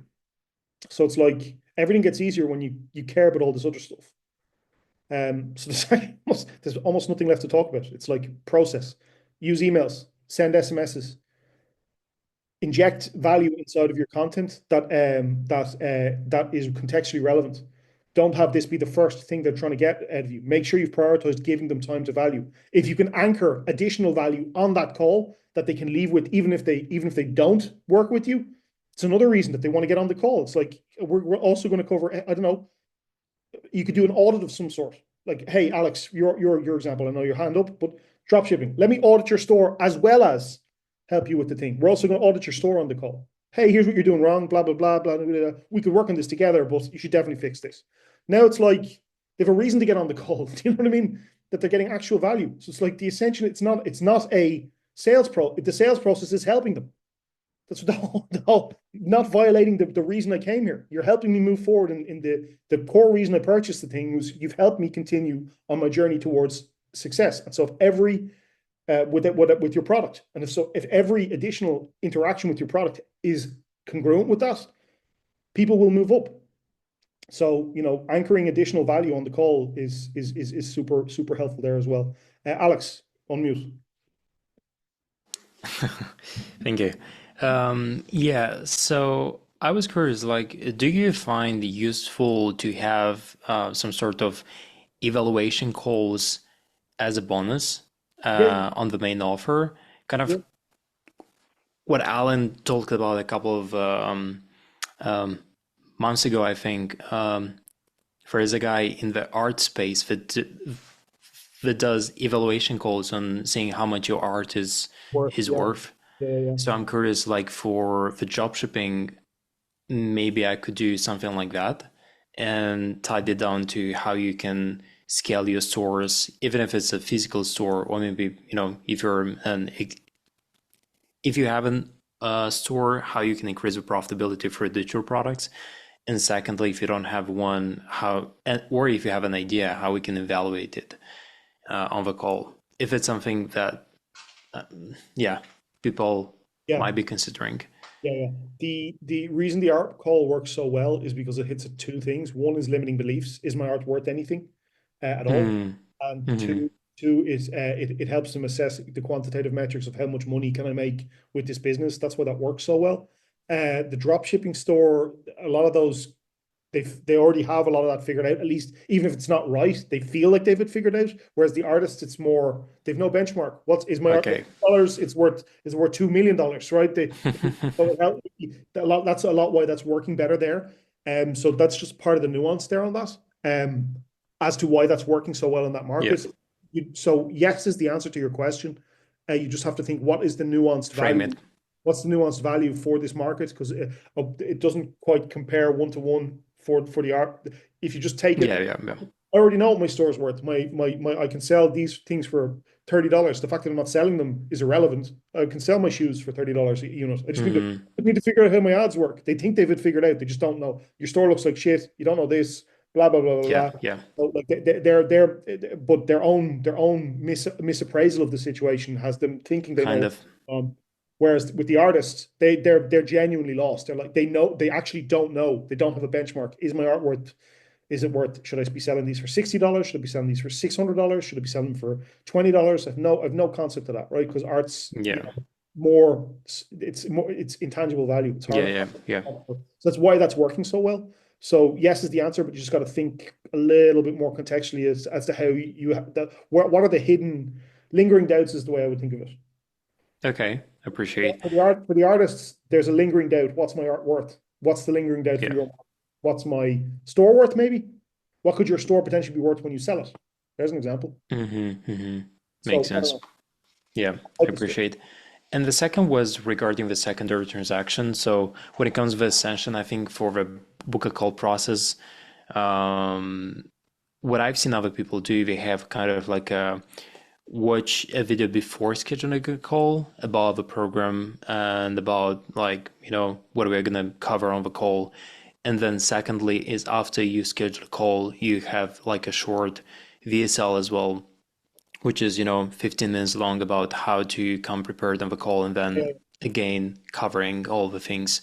So I'm curious, like, do you feel those should be applicable here? Should we include those as an asset, or it's not really that Yeah, yeah. important? After they've booked a guidance call, a guidance of what to Yeah. expect and how to prepare, yeah, that definitely works. I would look at that as more a almost partly familiarization. You're familiarizing them with the call. But yeah, Hmm. it's part of the ascension process. Yeah, anything you can do to make them know what to expect on the call and or how it's going to go, what to expect. We're going to send you 3 SMSs as a reminder, one a day before, one an hour before, and one 5 minutes before, before we call you, all that type of stuff in that welcome video that you're talking about. Yeah, that all helps. And that's kind of universal no matter what market you're working in. That's just kind of Yeah. like a courtesy type stuff to Hmm. be like, also it just prepares them. It's like even though if you don't do it and you start doing this stuff, they may look, what the hell is this? You know what I mean? Why are they, Yeah. our call's not for an hour. Why am I getting a text? So like they'll probably figure that out, but by just having explained it to them, they'll now expect it and won't be shocked by it or feel taken. Oh my God, is that call meant to be? Is that call now? No, I thought it was in an hour. Like, Hmm. Hmm. so that's you're just preparing them. So that's that one. Yeah, definitely do that. That's universal, pretty much, no matter what market you're working in. If they booked in, you just guide them through it for sure, 100%. Makes sense. Yeah, Yeah, appreciate. super. Okay, guys. I'm going to clean this all up as a doc.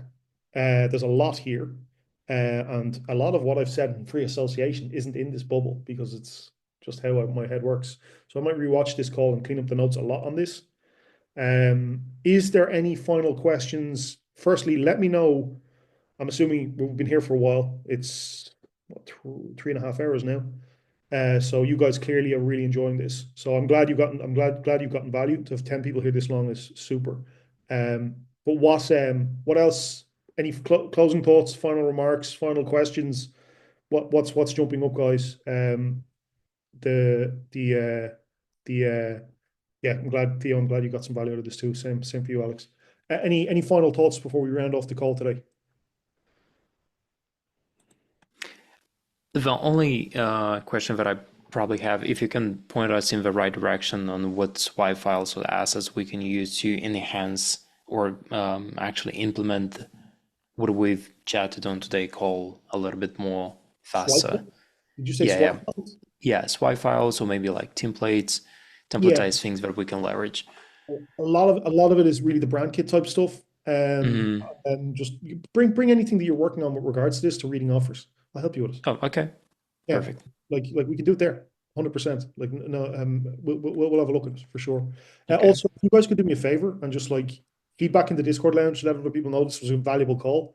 That would that helps helps other people get like come and watch this, because this is if this doesn't get consumed by anyone, nobody gets value out of it other than us. And what helps the community and everyone else grow is important. But yeah, it also helps. I'm trying to share. As you can see, this literally is nothing held back. There isn't a single ounce of me that I'm holding back here from a conceptualization stuff. And part of my challenge here is that the there is there's a lot of nuance to this, right? As you can see, you can think about this, oh, it's a checkout page, it's a sales page, we just slap an upsell there. Like there's so much to this. And all these concepts I have, inside, outside, psyche, tangible versus intangible, etc. I've like hundreds more of these, and I'm not holding them back. It's just like I can't fire hose everything into you at once, just as Sawash was saying. Like he kind of almost wanted to hold off for the last two or three bits of the two or three pillars. It's like there's so much here. Um, you know, part of me is figuring out how to be a good communicator and get all the info to you guys in a way that's digestible and relatable. Sawash, go for it, mate. Yeah, no, this has been super valuable. Just something that I don't know if you can do that in the future, because I know that sometimes we want to protect people's funnels as well. Something that Brandon was doing on Friday. Yep. He was doing like a live case study with a new client he got. So Yep. he's like sharing live with us how he's thinking about the funnel, how he's gonna optimize what he thinks needs to be optimized. For me personally, like, I mean, obviously we kind of will do that in fast feedback, right? We're gonna work on the actual funnels and improve it. But that might be somehow, that would be, I think, incredibly valuable for people to really take it from theory to practice. To see as a group to work on an actual funnel together. Yeah, 100%. Yeah, we're trying to figure out how to do more stuff like that to kind of bring more real world examples in. A lot of that, some of it's being done on reading offers, right? Just as you've mentioned, like Brandon's doing his version, and yeah, we're doing it on our fast feedback hot seat type environment.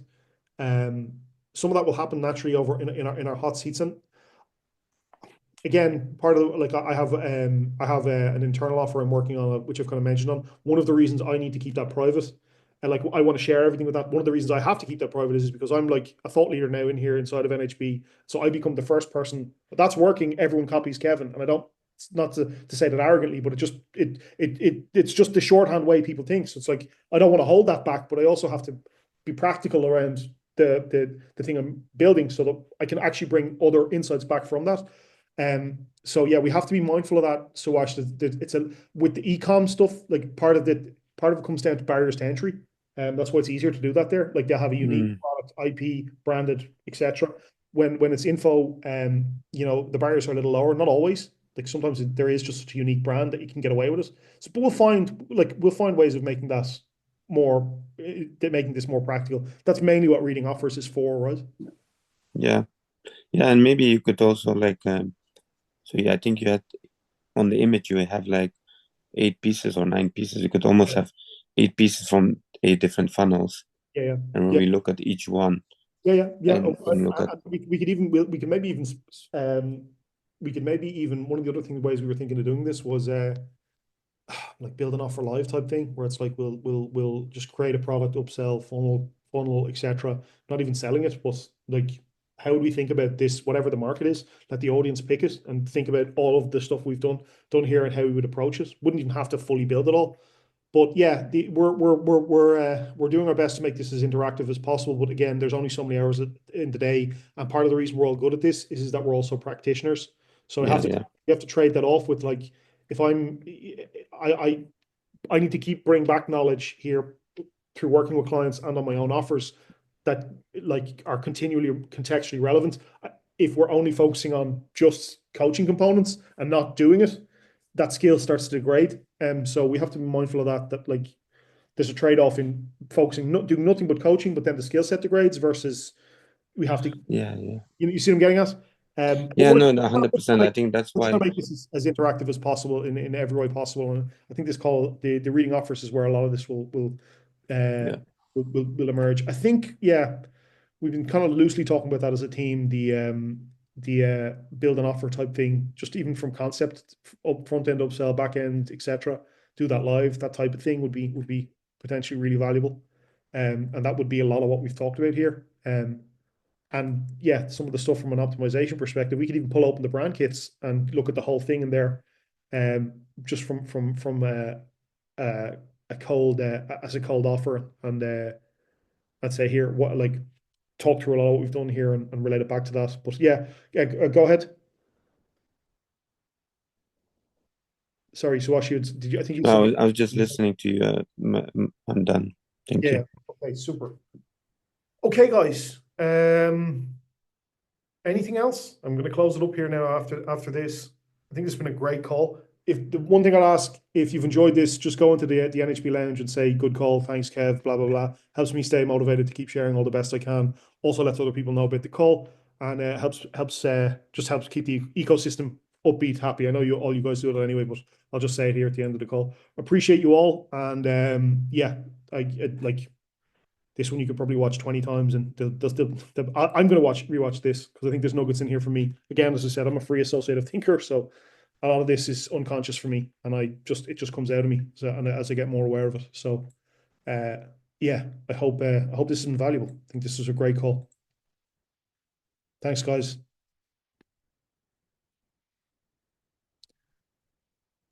All right, thank you. See you tomorrow. See you later. Yes, and I will see you tomorrow. Yeah. Awesome.